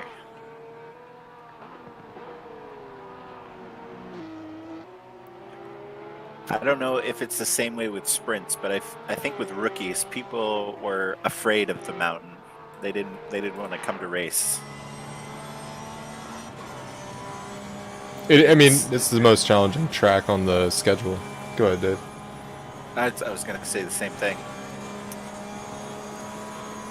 If you're looking at, like, you know, maybe I'm going to miss a race, I think this is the one. Yep, I'd agree with that. Still love this track, though. After the rookie race on Tuesday, I have a better outlook on the track, and I enjoy it more than I did. Yeah, I agree with that. I feel like your results are always directly related to how you feel about Bathurst. And you know, I did the weekend walkthrough, and it helped a lot, just to kind of see from a professional's viewpoint of how to do it. Really helped me out.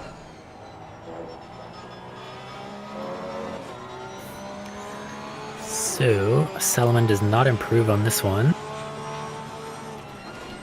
It's got Sensano sniffing in behind, only a tenth behind for P2.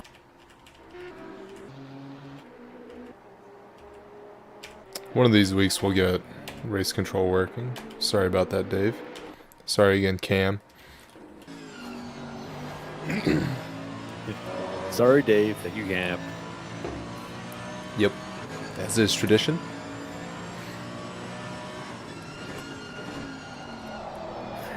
So Sensano on a lap here. We'll see if they can jump to P2.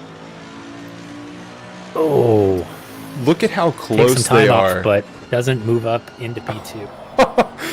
A thousandth away. Oh my goodness. I think it's 100th. Yeah. Wait, shit. Sorry. Thank you. Thanks, Matt.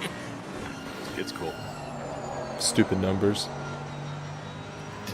Take it away, Rob. Stupid fractions of a number. Mm-hmm. Just be whole. Why is Cam saying in chat that he'll never forgive us? For the lack of race control, I believe. Possibly. For making him do more work when he would rather. I do apologize. Steve Davis in the BMW, flying the Australian flag in Australia.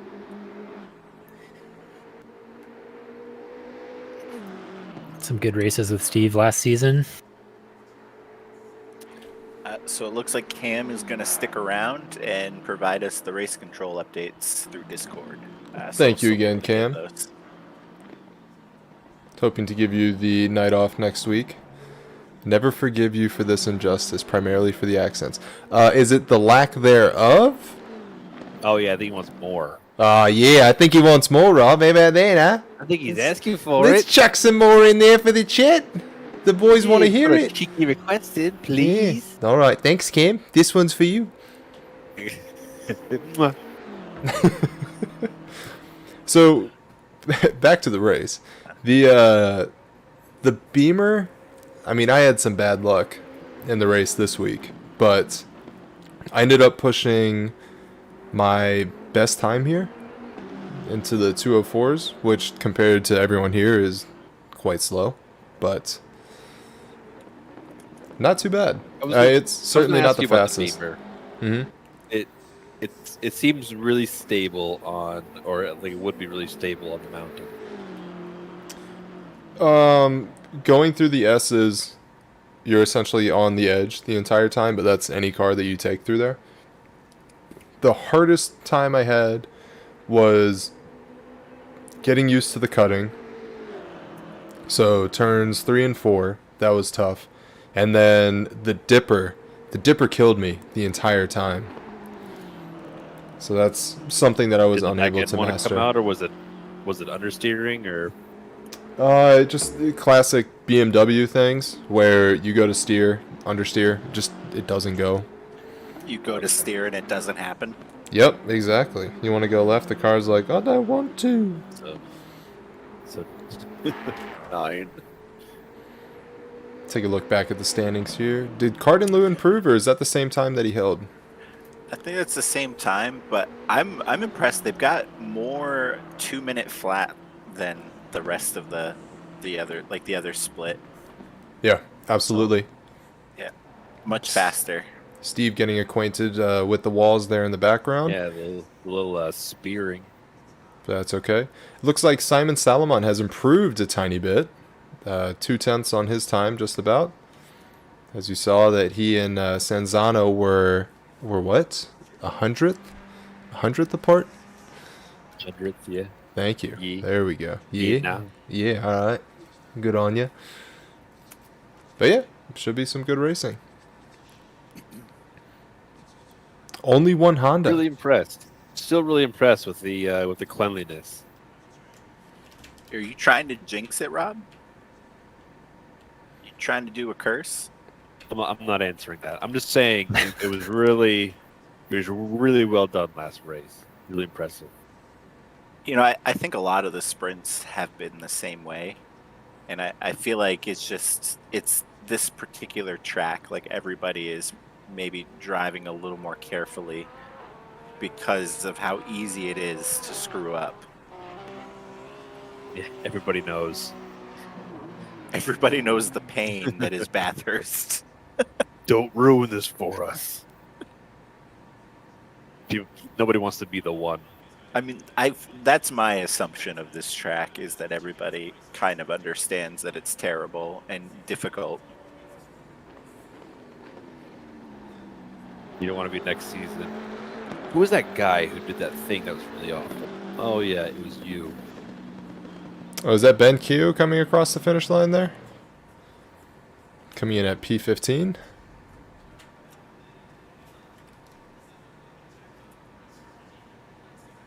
Yeah, we're just waiting for this to go to the next session. There we go. Perfect. Yeah, gotta fix that too. Dave, do you want to call the start?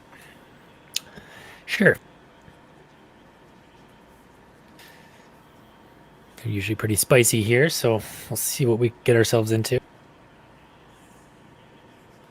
Yeah, it's prime time, but these guys won't do it because they're aces. Nothing but aces. Aces. So we got 2 Hondas at the top, followed by 2 Nissans. Hey, you know, Red has a good split. Hello there, Mullock. How we doing? How you going? Oh, the boss is How here. you bloody going? Everybody behave. Put your ties good. on. Yeah. Talk professional. But yeah, no, I would say the Red split has much greater diversity in the finishes in terms of mid-engine, front-engine, and the Porky Boy. Do you agree? Yeah, I think there's a lot of guys that can go fast in this group, so it's definitely never a given who's going to win any race. Mm-hmm. Lots of strong racers in this split this season. See our safety car pull through.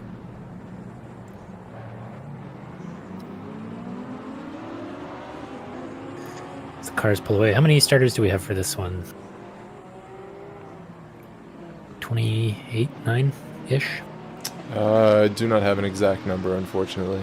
But I believe it's 26, a little smaller. 26. Okay. Dave got a question for you in the chat there. Yep. My arm is sore, and even more so after that race, but all in all, I'm doing well. So for me, the second shot at the 12-hour mark is when it all went downhill. Oh, good. His car became a pumpkin. He was wearing radishes instead of heels. Basically, I like went to go to bed and it just all fell apart and it was terrible. Fell asleep in the fetal position. Well, yeah, pretty much. I'm speaking from experience, not you. Make it stop. Sorry, Dave. I don't want to scare you of what's coming. No. But If it happens, it happens. right, that's the way I looked at it. Better to have it. Your race. I'm going to apologize right now. If you rewatch that stream, I may have cursed you. But I had faith in you. Me? No. Ike guy. Oh. Ike guy. Alloy. Yeah, apparently I cursed Colin Johnson. Sorry. Look at us trying to do our jobs and stuff. Who's going to do well? This guy. Oh, never mind. Yeah, never mind. There he goes. See you at Imola. Alrighty, so the first of the front of the pack has exited the mountain now on Conrad Strait. We'll start forming up double file here shortly. And the leader will start slowing down. So Mullick said he craved pineapple pizza after he had the shot. Slight And side effects. That's Oh, got to yeah, be the- like apocalyptic there if Mullick craves pineapple pizza. Could you imagine I read if the you... CDC? They said that if you crave pineapple pizza, that's an advanced reaction. God damn, I feel like shit, but I want pineapple pizza so badly. I've never had this before. Hawaiian. Shit, what is it? Like 10 degrees Celsius outside? It's freezing. I know it's winter, but jeez, man, it's fucking cold. Get Rod my golden retriever. Hang on, Alrighty. hook up the sled. All right, shut up for Dave. Go ahead, Dave. Take Alright. us home. Cars are coming around the last corner. Isaiah Byers looking punchy here. Safety car is in the pits. Only halfway, just in case. As the cars shuffle around the final corner. I think everyone's through now. And we should have green any moment here, and we are racing.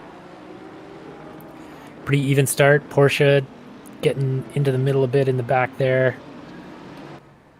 Oh, Luke God. all the way east. Oh boy.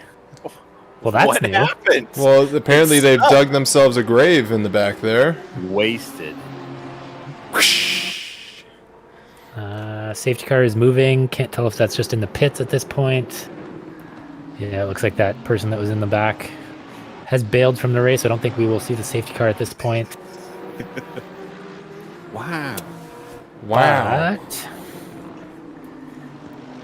So we'll have to have a look at that after and see what was going on there. I don't think I've ever seen a car stuck in the ground like Yeah, that. that was. I've seen it in New Hampshire in the snow. Oh, Cam's comment is perfect. There's a reason it's called Hell's Corner. He heading down.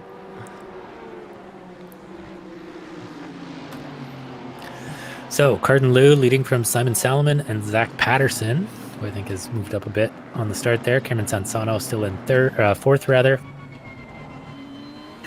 as they come through Skyline for the first time.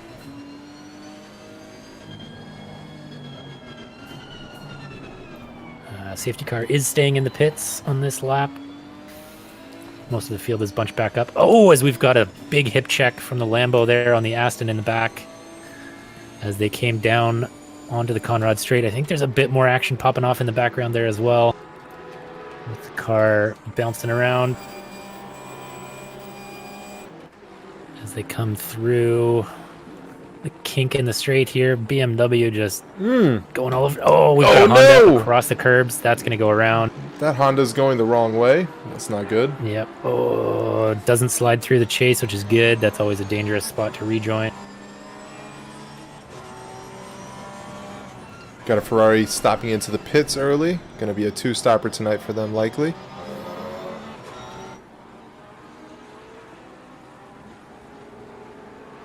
tell you what, check the off-topic Discord channel. I posted a picture of a Bentley. So I just looked at the replay, and it was Tim Brook in the Bentley, and it was self-inflicted of him rolling up on his side. I don't know how, but it was all him. Tim, if you're joining us, that was impressive. We were speechless. It was just a second of dead air as we all just kind of collected our thoughts. Yeah, I'm not sure how you even explain that, you know?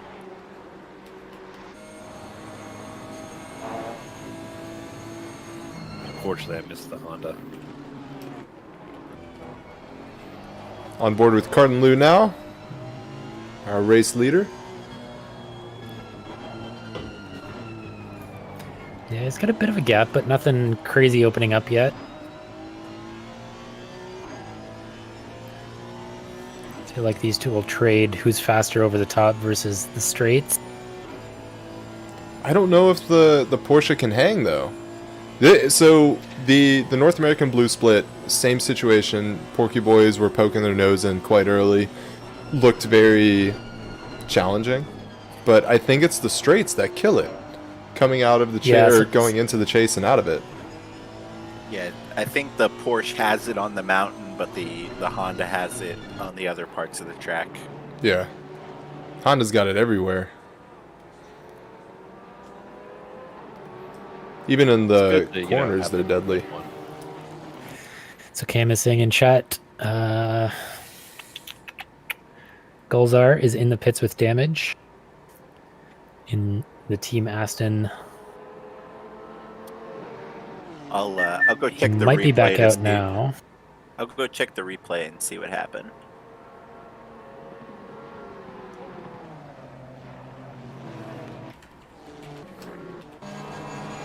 Ooh, getting spicy here with Simon. He was previously P2. Looks like he's going down to P3. And Zach Patterson is taking over P2. Honda 1 and 2. Common trend that we saw from North American Blue Split. And it could likely continue into the Red Split as well. So for Gulzar, it looks like Rasco ended up going wide in the Forest's corner there.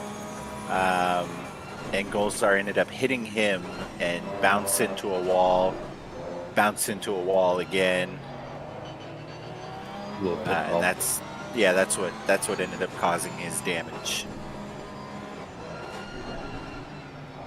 Yeah, don't worry, Mole. One of these weeks we'll get race control working. Somehow it disappeared from my computer tonight.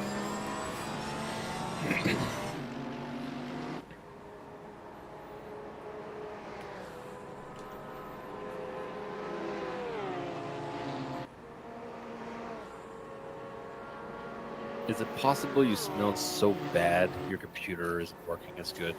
No, my computer loves me. That's impossible. Okay. Everyone loves the smell of their own brew. Just So it looks like Patterson was able to get around Solomon. Yeah, that's a big change at the top.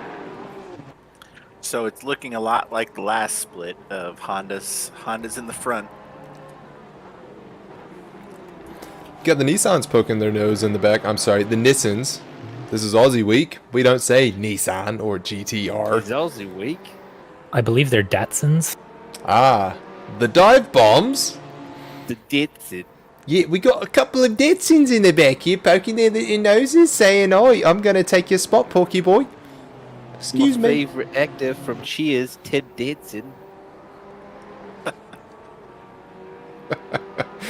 We're talking about all the Hondas up front, but Cormier is sitting there in 21st like it meant nothing to you. We'll give him some love here shortly. Let's go down to Takis Weeks. Looks to be another quick battle. Best delivery in the game right now. I will say that every time we cut to a Lambo. It's fair because it is quite nice. Black and gold and BMW silver. livery. Yeah, they're classic colors. The BMW one is really grown on.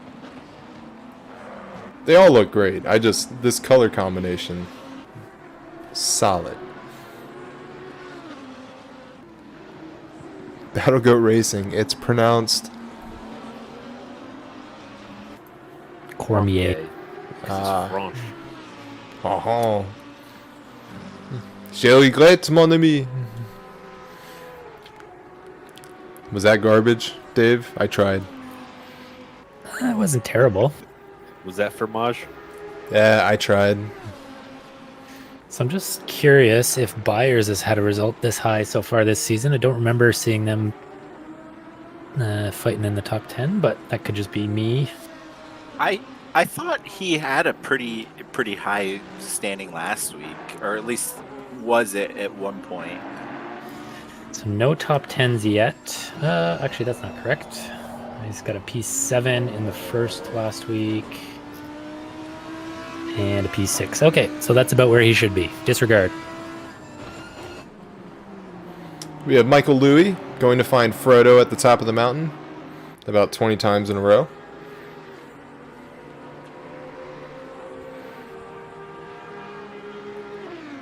Damn, I guess I overused that joke. Crickets over here. Shit. Next. All right. Throw out Lord of the Rings references now that Jeff is in the chat. Okay. Sorry, Jeff, you missed it. It was pretty funny last race. Not laughing this time. Stone Cold Steve Austin's. No. There's like a whole new batch of viewers that we're trying to impress. It's all the same shit. Yeah, share the load. Yeah, not anymore. Nope. Take the load. Take it from me. Who do we have behind him? Is that a back marker already? Golzar, potentially? Could be. Yeah, he Golzar was- is in yeah. an He did Aston, pit. so Yeah, he had to pit. So, Dave, you can answer this. The pit time in the 60-minute race, is it 30 minutes or 40 minutes? Or shorter? The pit window. Yes. there is no pit window in this one. Okay. So you can pit anytime, as long as there's no safety car out. Although some cars will struggle to actually get enough fuel in the tank to, if they start heavy, they may not be able to add as much as they need to get to the end. Mm-hmm.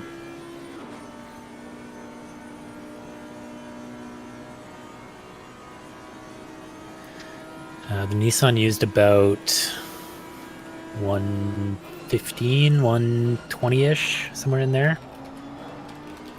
So if you, I don't know, start with 80 liters, say, and crash out on lap 1, you may need to do a few laps before you can actually put in enough to make it to the end. Yeah.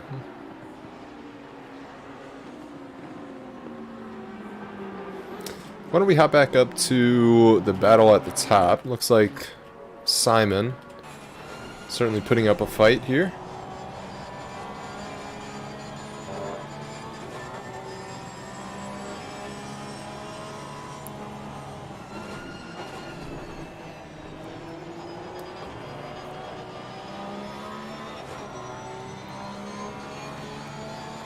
I'm disappointed in myself that I thought of getting a giant tall boy of Foster's for this race 20 minutes before it started. Poor preparation on my part. Oh, so you only just then had the idea? Yeah, thanks, Rob. Let's call it out as you see it. Yes, it was then. Well, I'm Was the it- one that thought of it well in advance, but didn't actually, bring it up or follow through. Well, I barely leave the house. I'm like a cave dweller now, so there's that too. That's right. Oh man, that's so funny. Just you in your fucking basement. It's not just me in my basement. It's me and my dog in my basement. Chilling. just stinking up the fucking basement. Every now and then, hey, Maui, you like that? Leaves the room. Lou at the front end, running away from Patterson, it seems. 4.5 seconds almost gap there. Patterson and Salomon, as we're watching, still duking it out. Antoine Landry not far behind as well. Byers is pretty close to Sansano too. Might be worth watching. Yep, we'll poke in there pretty soon. And also Ben Keogh on Snell Train, also worth a watch. Much closer. Let's go to Ben. Ben in the Beamer.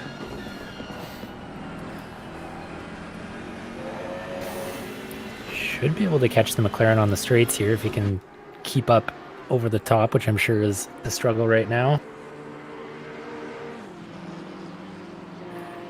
Bentley closing up even with the toe. Oh, here goes the move. Let's get a view Gonna from try the one top. around the outside, not quite there yet. Can you get the switch back? Nope. That's quite an ask. So it looks like car 636 is going to get a 5-second penalty for a collision on lap 1. That's Bay. Andy Bay, debutante this week. Are they completely new to the Sprint Series? Were they in a rookie series before this? I don't recognize the name, so I think they are brand new, jumping straight into the sprints. Boy, jumping off in the deep end, coming to Bathurst for their first race. Yep. Yeah, welcome aboard.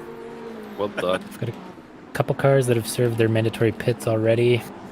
I can see just on the bottom there, P22 and P23. Oh, Gulls are back in the pits, Cam says in chat. Teleported, which means they lose a lap again. I think that might be it for Hamza this week. I'll check the replay, see if I can find out what happened. Hunter Page in the pits right now as well. Although I think that's just to serve the mandatory. Maybe some damage stopping this early or just stuck in traffic. So we see Bay's penalty up and Mark DeBoer as well. I don't know if we saw that one. Oh, we did not. No. 15, which is a fairly stiff penalty. So yeah, car 63 had a 15-second penalty for a collision on lap 3, turn 2.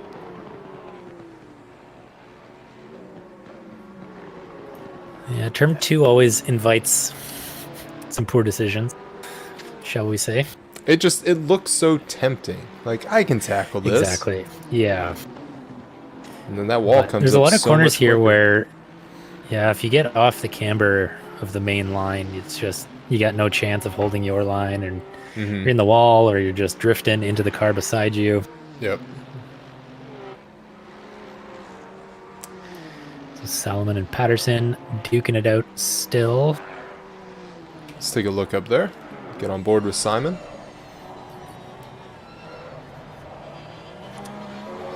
So from what I can tell, nothing happened to Gulzar. They just teleported to the pits. Interesting. It's a bold That move, might be Cotton. them packing it up.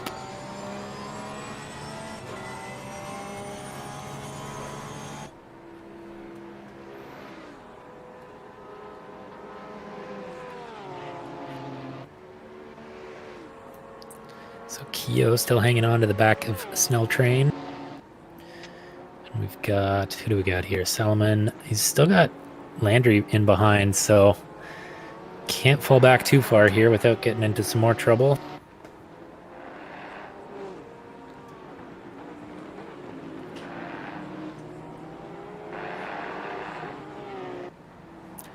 And Cam confirming that Gulzar is a DNF for this one. It's definitely a tough track to make back. Positions on track, you can hope for incidents in front and cars just to drop out themselves, but once you get to a certain point, you're just getting blue flagged, or if you've got rough tires or some damage or something, it's definitely a struggle to get around this track, as we've got Salomon blinking his lights with some lap traffic. You also have Landry right behind him. Very close as well. Yeah, the BMW is going to go around the outside of the cutting, manages to keep it out of the wall, allow both those cars through. Could have been a lot worse. You're not wrong.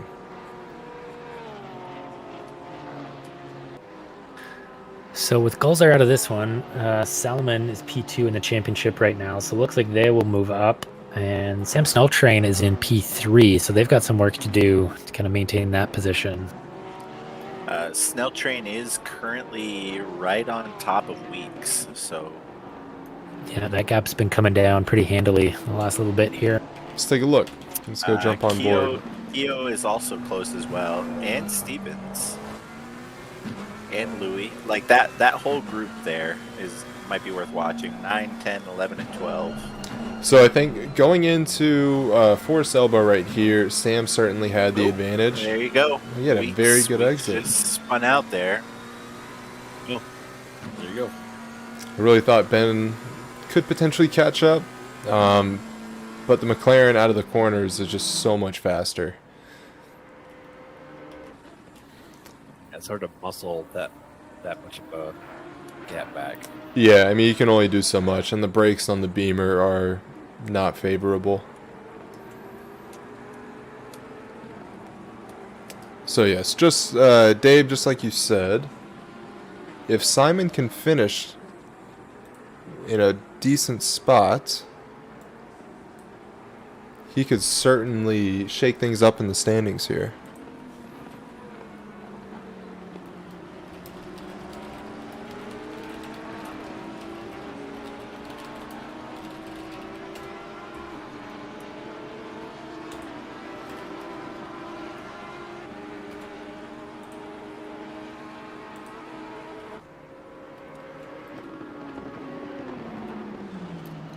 Side into turn 2. Oh, that almost looked like contact. I couldn't tell if that was just the camera jumping around or if they actually touched a tiny bit. Maintained position though, but the Porsche of Stevens is right on the bumper of Ben Keogh now. And Louis jumped in there too. Back a bit out of the cutting, but definitely room to make up over the top.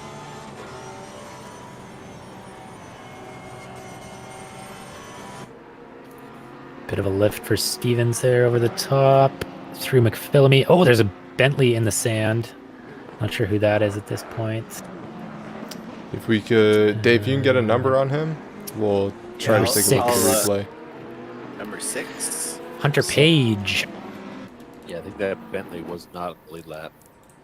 All right, let's try and take a look here. He might be. He pitted early, so Hunter Page is pit already. Yeah, Hunter Page is down at P23.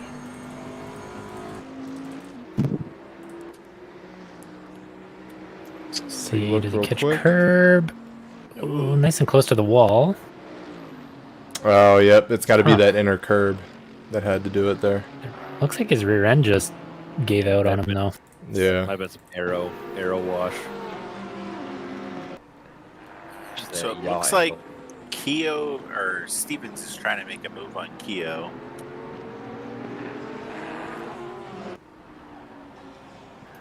And McLaren's not really running away here, so I think the power of the BMW is keeping everyone somewhat together. Just pulling the Porsche along. Decent gap here from Snell Train out of turn 1.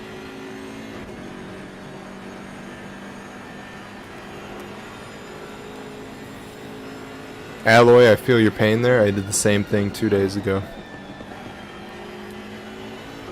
Yep. Yeah, that corner sneaks up on you. Go ahead, Dave. Tiptoe through that area.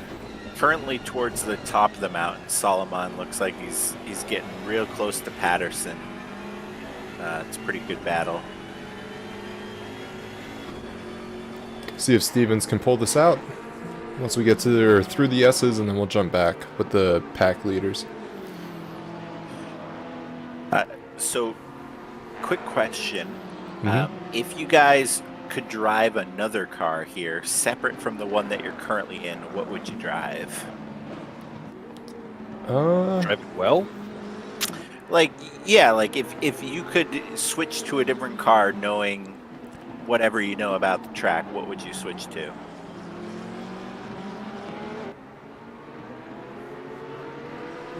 Damn, that's a good question. I'm not good in the BMWs get Honda. around here. I feel like I had a decent time in the BMW. Bentley, I haven't driven around here in forever, but I feel like that would be my next choice. But we just saw one in the beach, so that sort of scares me a bit. I'd love to rip the Porsche up around here. For me, I'd like to so for me, like in rookies, I drive the Aston Martin, so I'd maybe like to try the Audi. I was thinking the Audi as well. I would want to give it another shot. The rowdy Audi. Howdy, Audi. Yeah, it was pretty quick last season. It's on such a knife's edge most of the lap that Yeah. it's definitely white knuckle for most of the race. Yeah, you definitely don't have the safety blanket of being able to pull it out of any potential sadness on the track. That's for sure.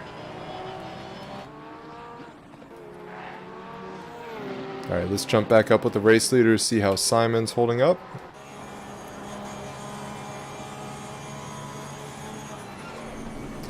Cardin Lou pulling about a 7-second gap between Zach Patterson and Simon Salomon. But Simon is not giving up. And he is giving this Porsche all that he's got, that's for sure. What does he have the last lap? A 201.935. That is impressive. Might be worth tuning into Byers and Meyer right now, P6, P7. And he's going to need a tow out of this to do anything. Other than that, I think Byers has this. Close enough to get it. He was getting really close going down the mountain, but I think the Nissan has the straight line speed. Yeah, definitely. There was, depending on which setup Byers is using, some guys on our team were hitting 280 by the end of the straight, so there's no way the Porsche is going to match that, although it held pretty close with the toe, so Byers might be using a slightly safer setup with a bit more rear wing. Just didn't get quite a perfect run out of Forrest Selba.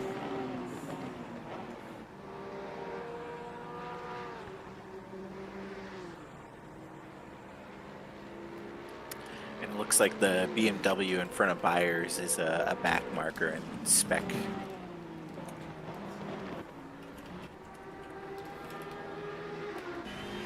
Looks like Ben finally got around Snell Train. So he'll take P9 now.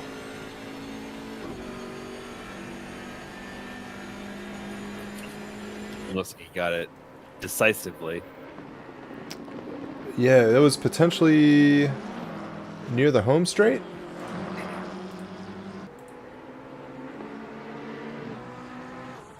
Over Murray's corner, but I'm not sure. We could check that out. We take a quick replay.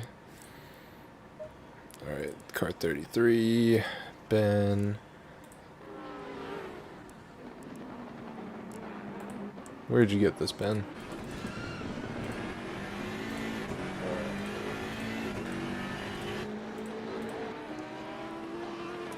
The blue flag give him a little love? Oh, I think so. Potentially, yeah. Brought the McLaren back into him, and BMW just had the power down the straight, especially that close in the toe, I'm sure. Yeah, look at that. Okay. Quick zoom down the Conrad straight into the chase. Yeah, that's think exactly he'd be where it inside. happened. Nah, Beamer's got too much speed right there, yeah. There's no way. And that'll do it.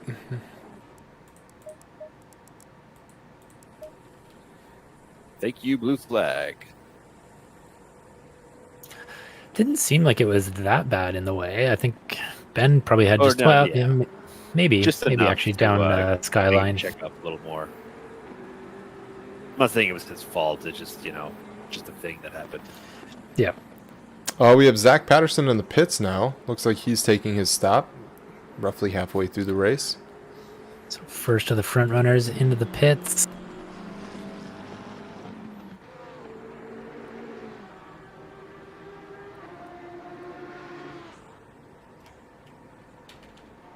Where's Takis Weeks in the midst of things?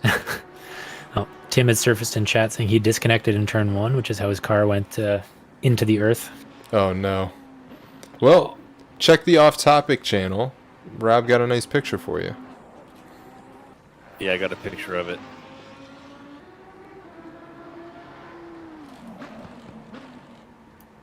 We've got Takis Weeks, who's served their pit stop. Might have fixed some damage as well, as we saw them kind of spin about this spot. They're at the head of that Snell train. And who else? So Patterson is back out. Comes out in P12. Are they in traffic? A little bit. Actually, he's ahead of his teammate Cormier right now, so should be clear for a while for, well, maybe not actually. 112 is in front. Who's that? That's Varnes. So for position is right in front. So he will jump at least them once they stop.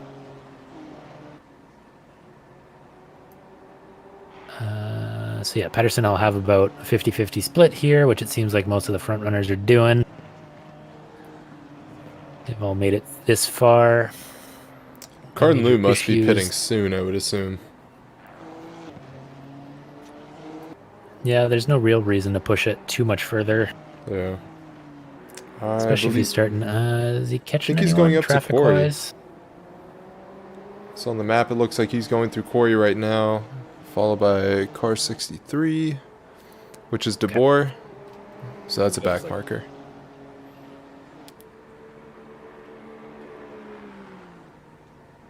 Back cam.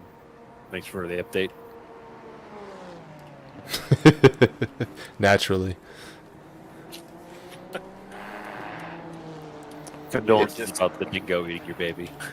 If only I could enjoy that. We were Thanks, just quoting allergies. that earlier, Cam.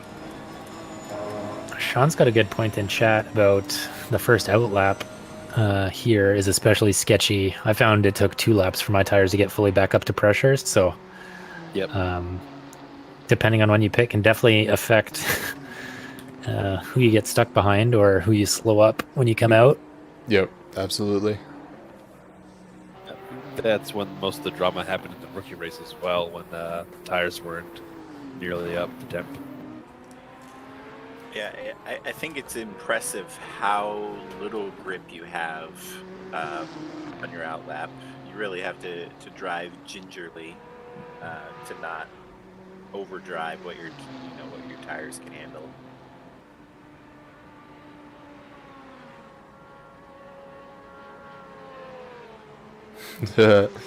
Pitterson. Nice, JP. Gotta love a good dad joke. So Salomon into the pits here, jumping in front of Antoine Landry, not letting them get the overcut. Keogh is still in front of Snell Train here, opening up a fair margin, not quite a second yet.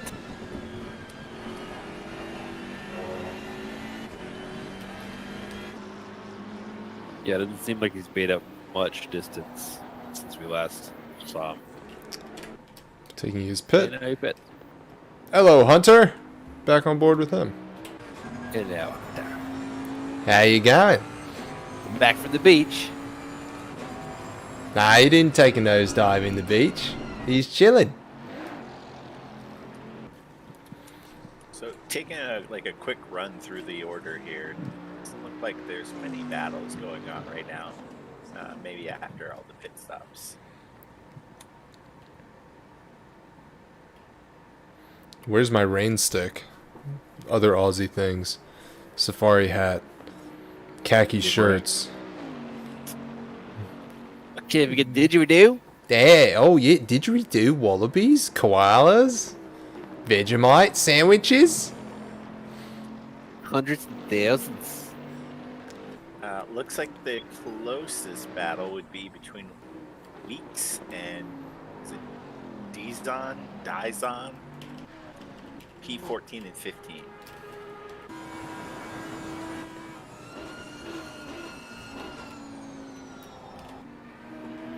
But right behind those guys is Cardin Luke. Oh yeah, so we have Mary and Pippin in the Audi, followed by Takis Weeks. But Lou's pitting. Mary is on the pedals, Pippin is on the wheel.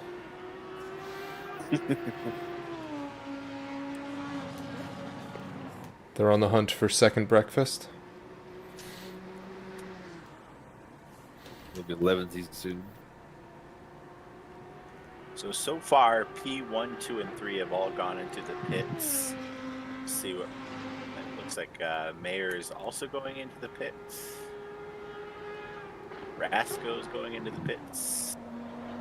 And we'll see if Snell Train keeps it going. Also goes into the pit. So all of the race leaders are in the pits right now. 1 through 6. McFreedich, Tom Bombadil has the ring, and we're all going to be fine.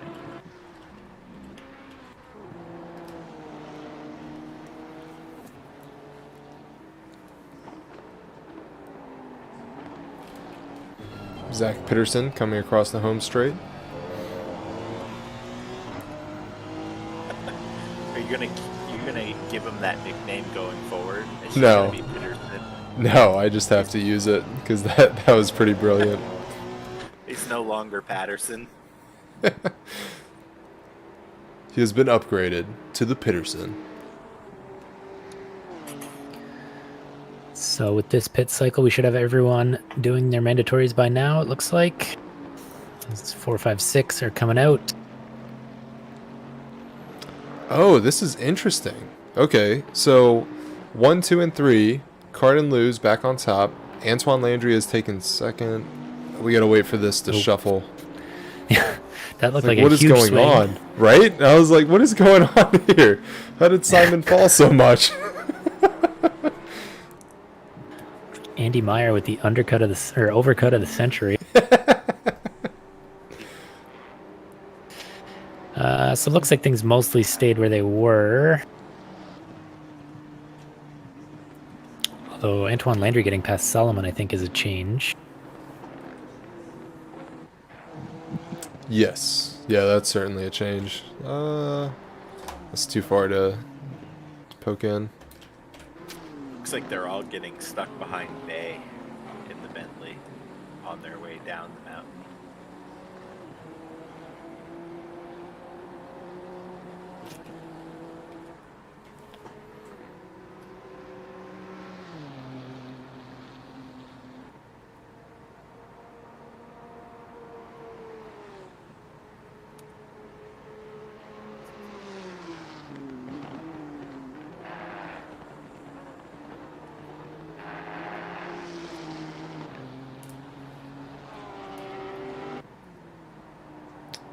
Snell Train creeping up on Ben. Let's take a look at that. Certainly not down the straight here, but nonetheless, once we get past Hell's Corner into Quarry, could potentially catch up a tiny bit.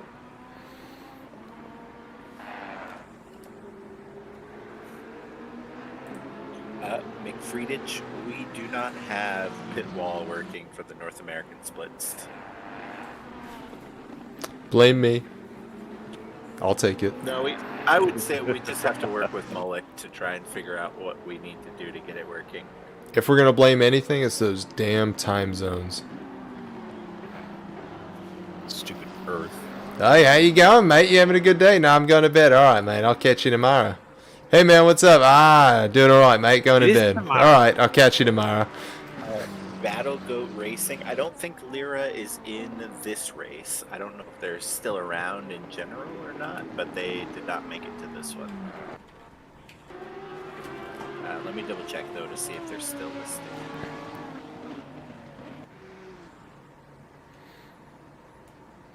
Looks like they're still listed, but they didn't check in for this race, so maybe they plan on missing it. Yep, they've done the previous rounds, but just missed Bathurst this week.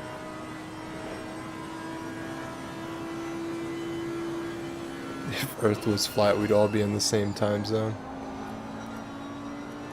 But would we though? Nah. Midwest is pretty flat, and they're in a different time zone. Those train companies would still find a way to change time.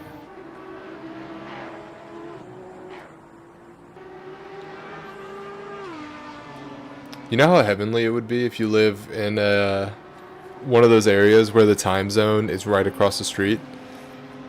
So you're like, I'm going to go out to the bar. Oh, it's closing at 2. We'll just go across the street. You can't stop us. Anarchy! Only then would your life be complete. I got an extra hour at the bar. But then I went home and it was 3 a.m. What the hell happened? Dave, which time zone are you in Ontario? We are Eastern time. Yep. The real one. Ooh, Mark might be poking his nose up here. Is he going to get through? Yeah, that is. Okay, you got past That is. them. Wow. Yeah, that was quick. I thought it was a blue flag at first. No, that was a hell of a toe into the chase.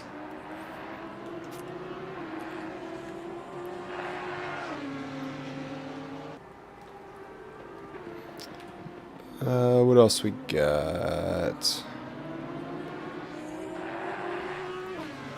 Jay, I'd open bars on both sides. Not a bad idea. But if you fought the law, who won? Mick Friedrich, which thing are you hoping is working in the future? Pit wall. Pit wall. I'm sure we can Take figure a it out. number. Oh, we will. We certainly will. Next week. Hoping to have it up and running. But thank you. So I was gonna say the Daison DeBoer battle. Beach whale. Oops. Sorry, I cut you off. No, that's okay. Number 6 again. Hunter Page still struggling up at McPhillamy. It looks like. Oh, bouncing off some walls. Feel your Got pain, some Hunter. traffic coming too. Try not to spook them. Okay. Okay. Get her done. My Nissan teammate made it through okay. Not sure who that was. Might have been Byers and Stevens going through there. Back to Snell Train, still holding off. Rasco behind. Sensano chasing down Andy Meyer. That's down to 0.7 of a second. Mercedes doesn't quite have much top end speed as well, so they may be not too much quicker than the Porsche down the straights. And during the last race, Dag was saying that it's a pretty unstable car at Bathurst to begin with.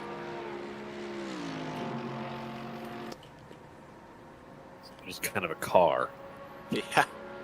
Yeah, you're going to have a hard time in the Mercedes. Alright, let's do an on lap with Cameron. I'll be right back. Don't forget to mute.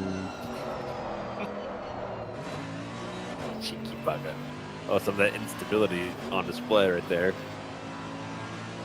Yeah, getting squirrely out of the cutting. Stays pretty flat up through there. Porsche's just run away though. Yeah, this is their area. This is their turf.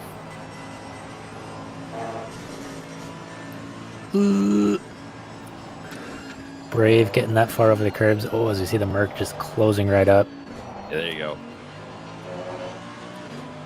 Obviously a bit of compression there because it's a big braking zone, but I think they definitely made up some time.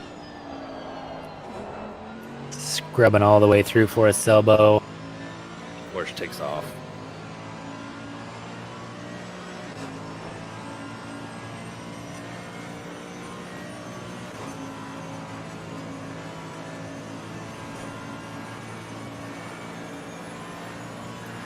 Yeah, not really gaining anything on the Porsche down the straight here. Gets a tiny bit near the end here, but again, I think that's just braking. Yeah, the Porsche just re-extends every time out of the corner. But might overall be catching up to him. It's hard to tell.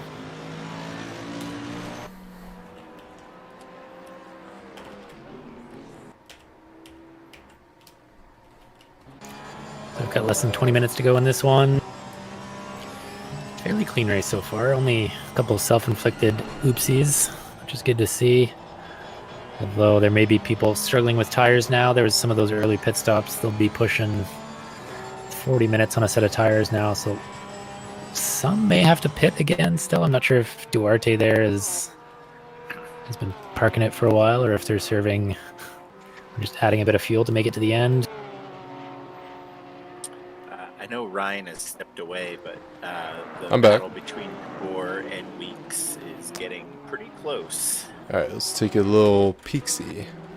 I know DeBoer's got the penalty, but so it may not matter if he gets around him. But Hey, we love some action regardless, right? Looks like the Honda's just going to outdrag him up to turn 2. Yeah, Weeks this has is, got the inside. I think he'll end up getting it if he. he's gonna keep that. He's gonna keep it, and then he'll have the inside through the cutting. And then Wow. Nope. Or you Gave it won't. away. Okay. Yeah, the Honda would have got pinched pretty hard around the inside there and bounced into the Lambo. So I think a smart move there by DeBoer just to back out, try again somewhere else. Yeah, it's fair. Certainly cutting it close. He does have the rest of the track.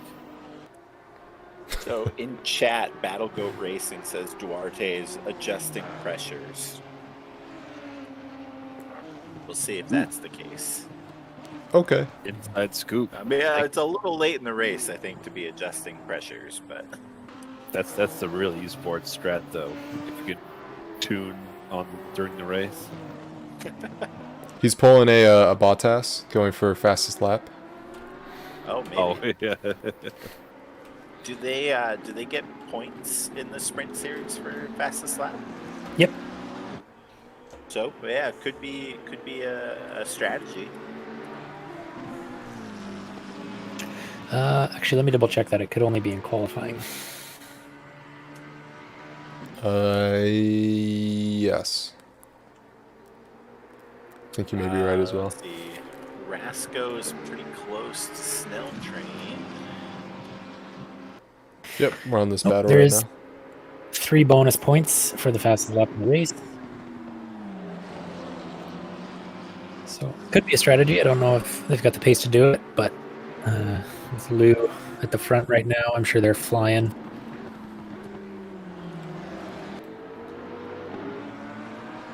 Take a look at the standings right now. Nope. Okay. We'd have to hop on board with Carden and see what his best and last lap is. I would assume within the 201s. 2-minute flats even, possibly. Yeah. Once he got down to low fuel before his pit stop. If he still had enough tires left. So for Lou, best lap is a 2-minute .807. I'll run through the order to see if anybody touches it.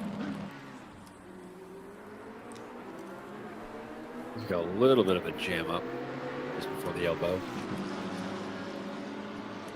With Simon, it looks like, with some back markers. Let's go take a look. All right, so Lou is the only driver to hit the 2-minute mark.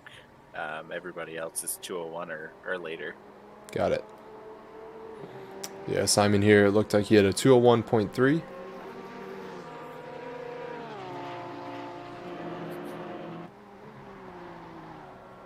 Agreed, Jay. Agreed. He says insane race times with the race trim as well. Who needs a quality setup?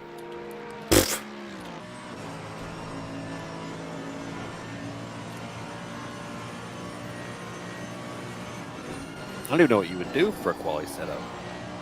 Aside from just less fuel.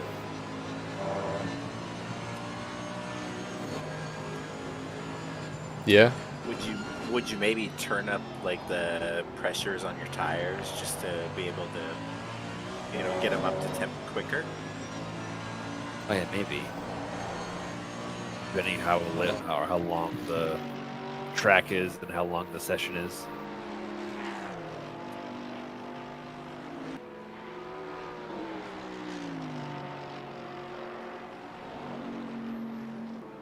Porky Boy's at the pointy end tonight. Simon and Andy. 4 and 5 currently.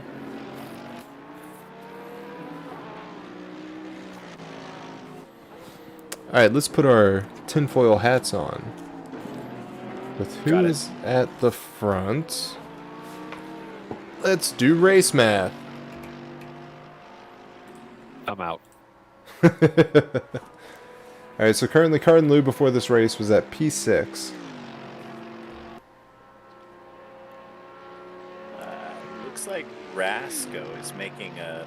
He's right on Snell Train coming onto Alright. the straight here. Let's take a peek-see.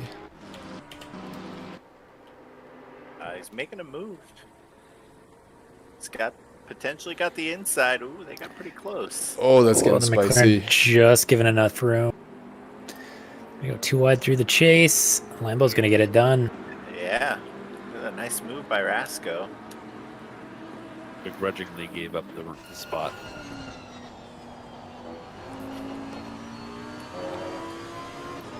DeBoer in the pits again.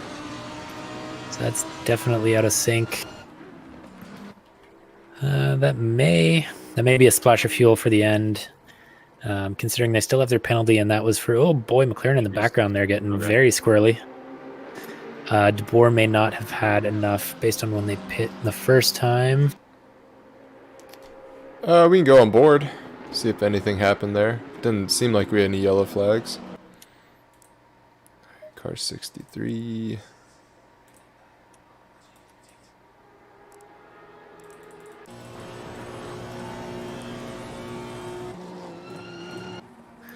Yeah, car looks okay. Yeah.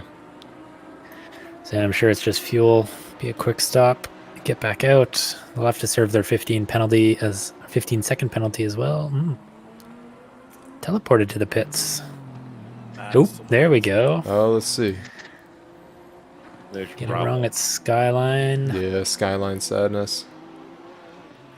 So it looks like Meyer ended up getting a little bit squirrely on the mountain. Sansana was able to close the gap a little bit. I think Meyer may have actually hit the wall just a smidge. Let's see. It's P6 and P5. I hate watching. Ah. Oh Oh. boy. That is Yeah, a that's pretty huge big. hit. That's a double. Oh my god. That's probably not drivable after that. That's unfortunate. So that'll be why they warp to the pits. They back out. No, it looks like they've left the server. They've fallen. No, they probably left because I think we see 22 or 23 on this timing screen.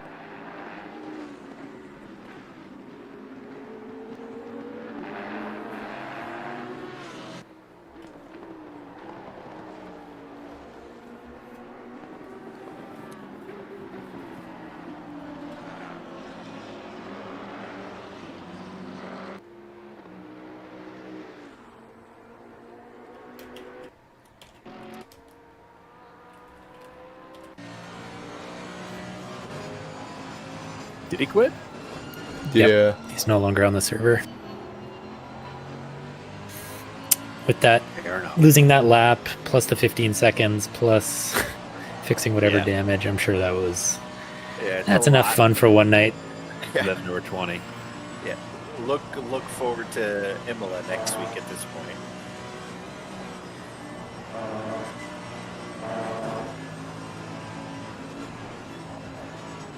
I definitely look forward to Imola more than Bathurst. Nonsense. Next season, who knows? Maybe I'll be better prepared next season.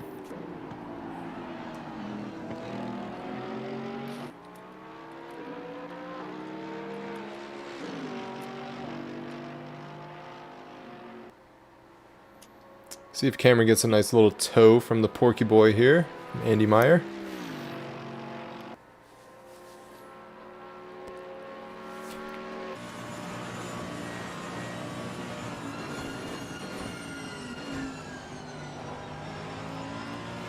Oh, we haven't even done a plug for Paul Ricard. What's wrong with us? That's coming up here shortly. If you're in the North America region and you want to stay up all night long and race, hop into the OOR Discord. There's information. Try your hand at some endurance racing. Have you tried that yet? Oh, are they doing an endurance race at Paul Ricard? Yeah, that's coming up the next 2 yes. weeks. No, thank you. Dave, have you Favorite tried track? endurance racing? I've done a few. I don't think I've done. Have I done an 8-hour? I don't think I've done anything that long yet. I think 6 is the most so far, but Okay. it's definitely fun and a different style of racing. You got to change your mentality a bit. Mm-hmm. Ooh, mixed class. I did not realize Oh, it was it's a mixed class. That will be awesome. I cannot wait to see that. I will be on vacation, so I'll be up in Georgia saying howdy doodly. What's the top speed of a GT4 on the Minstrel Straight? That's a good question. I do not know. I don't think you can call it a top speed. They are fun cars, though. Very fun cars. Yeah. I like the Jetta. That's my favorite, I think. Dave, you drove that in the British GT Championship, right? I did, yes. It's great around those tracks. Mhm. It would be pretty uncompetitive down Paul Ricard.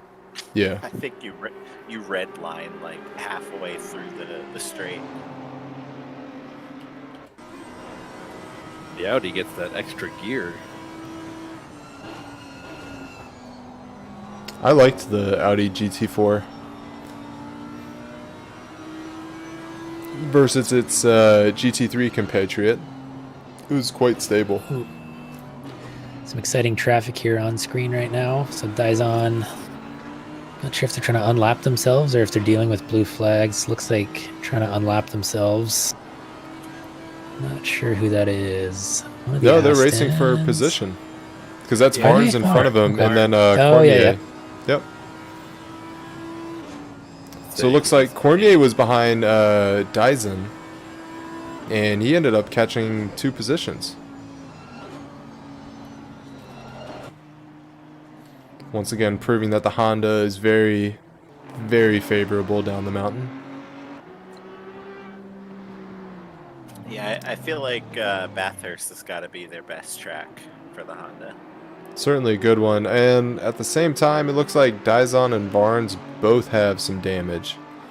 As you can see, their hoods flapping a tiny bit. Yeah. I They forget will not be which- maxing out. I forget which split it was, but they had zoomed in on somebody in an Audi that had quite a bit of front end damage, and you could see the hood from the first person view from the cockpit. It was like up just enough that it kind of like interrupted their view of the track. Yeah, it's not fun.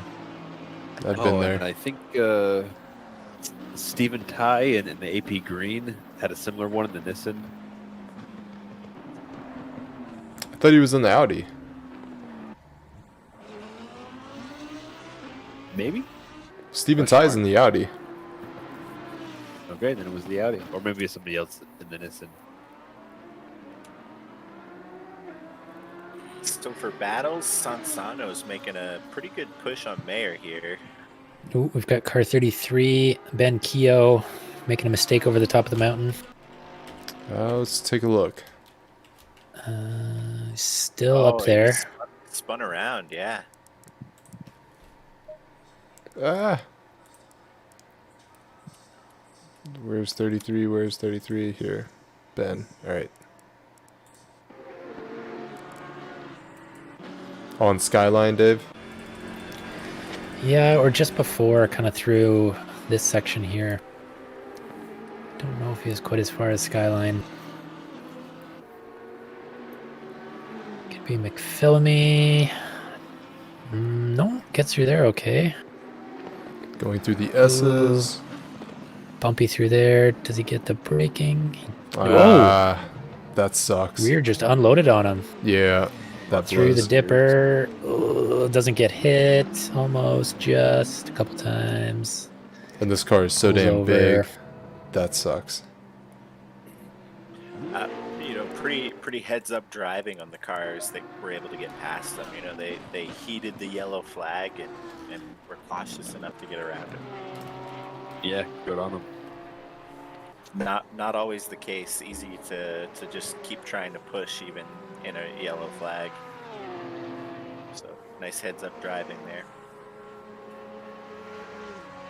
So do you just remove all TC and just hope you can jackknife the car in that situation to get where you need to go? Yeah, like he didn't touch the wall too much, so it's definitely worth staying out on track and not warping to pits. I think he had a decent gap there once Weeks came through, so he could have done a 3-point turn or 6-point turn if he needed to, but trying to spin it is definitely the move, but you also don't want to clatter the wall and pick up any damage you don't need. Yeah, that's good.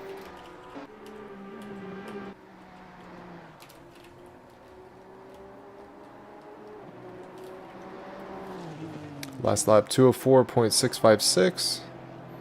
Certainly seems to be cruising at this point. He's got plenty of a gap. So is he going to finish on this lap, or is he going to go for one more? He's at under a minute. Yes, should be for one more. Yeah. Sansano still hot on the bumper of Meyer, and just heading up the mountain. They do have a blue flag driver in Hunter Page just in front of him. So Yeah, could help Sansano close the gap a little bit. His last lap, he was about 0.3 faster than Myers.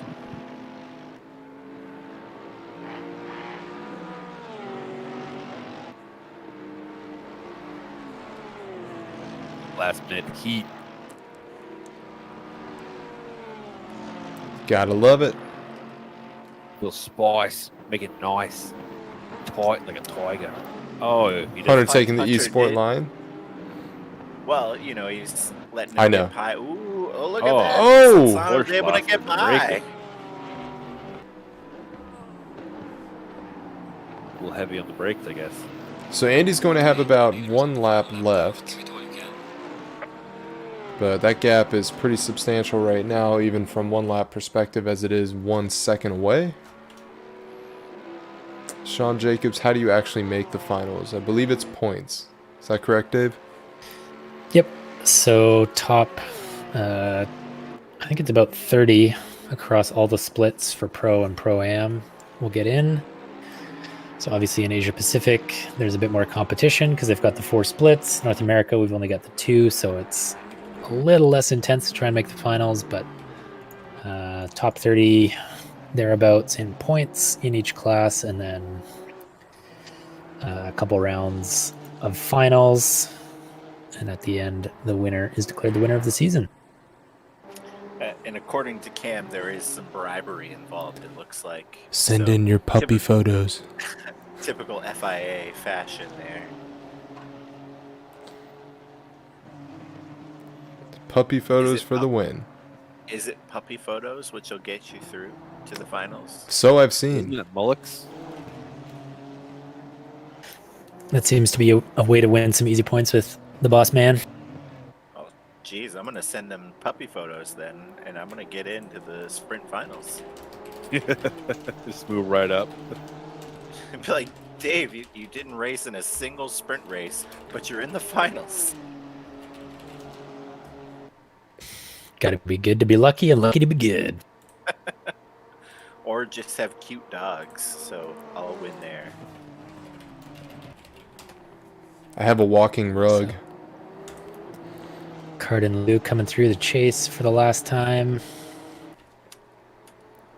This is go to spec Yeah, this right is Lou. now.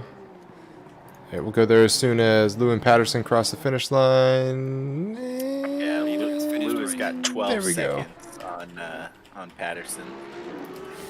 I was Oh, number no. 12 and behind, so quite a big... What was the oh no?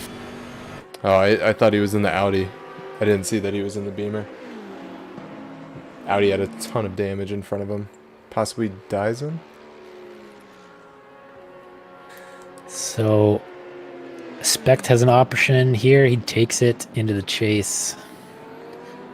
Gains a position here on the last lap as that Audi is very broken. Back before Skyline. Okay, so I guess Daizon got a little squirrely over the top of the mountain and suffers for it. Only ends up losing the one spot, I think, in the end, but Andy Bay right there as well. Do you want to jump back and have a look at that sadness? Yep, let's do it. Oh, what number was he first? 77. So I think overall, very, very impressive how clean of a race it was throughout this split. And I think it's been like that for most of the other splits too. Yeah, like we said at the start, I think this track scares some people, so a little bit more caution involved. Not as. Oh no. Oh, look at that. Oh, that is a pucker up moment right there. Whew. I Hell of a mean, job to save that. Yeah. to even like to not crash, like that was just pro jukes right there. So go to Daizon and see what they did to kind of end up sideways there. I guess a thing that is common to the Audi. You're not wrong. So they're chasing. No, they're this one here. Come on, make it replay. Make it replay. Do it! Oh. Make it! Come on, keep going. Show us what happened. It's got to be Skyline. That's some help. Right before Skyline. All right. Well, at least we kind of got to see it. We saw it. We Ladies did. and All right, gentlemen, we saw it. let's take All right, a let's look take at a our look. timetables. Yeah, let's take a look at the standings. Alrighty. So overall, we have Cardin Liu P1, Zach Patterson P2, Honda combo there. That'll certainly help out with the team points. Mark Antoine Landry taking P3, Simon Salomon P4, and Sansano at P5.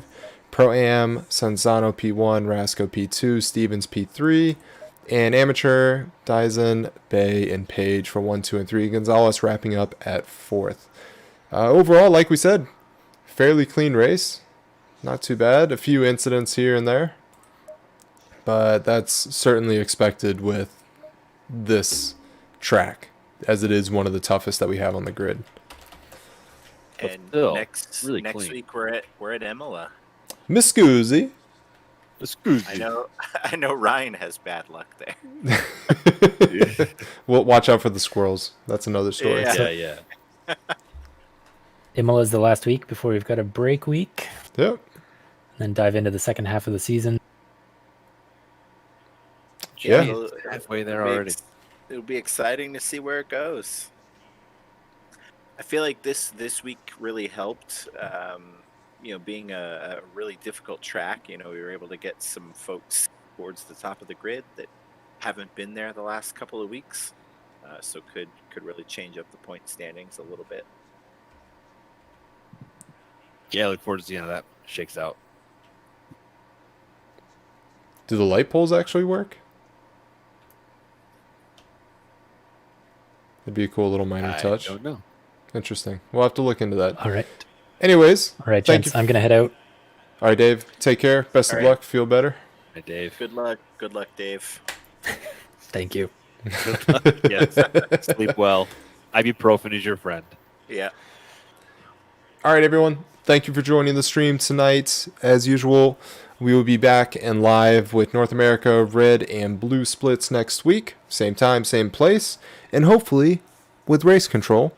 And race cam troll can join, but hopefully it's more for fun and less for informing us of what's going on. But thanks for joining us, guys, and we'll catch you next week. Adios. Thanks, Bye, guys. everybody. Have a good night.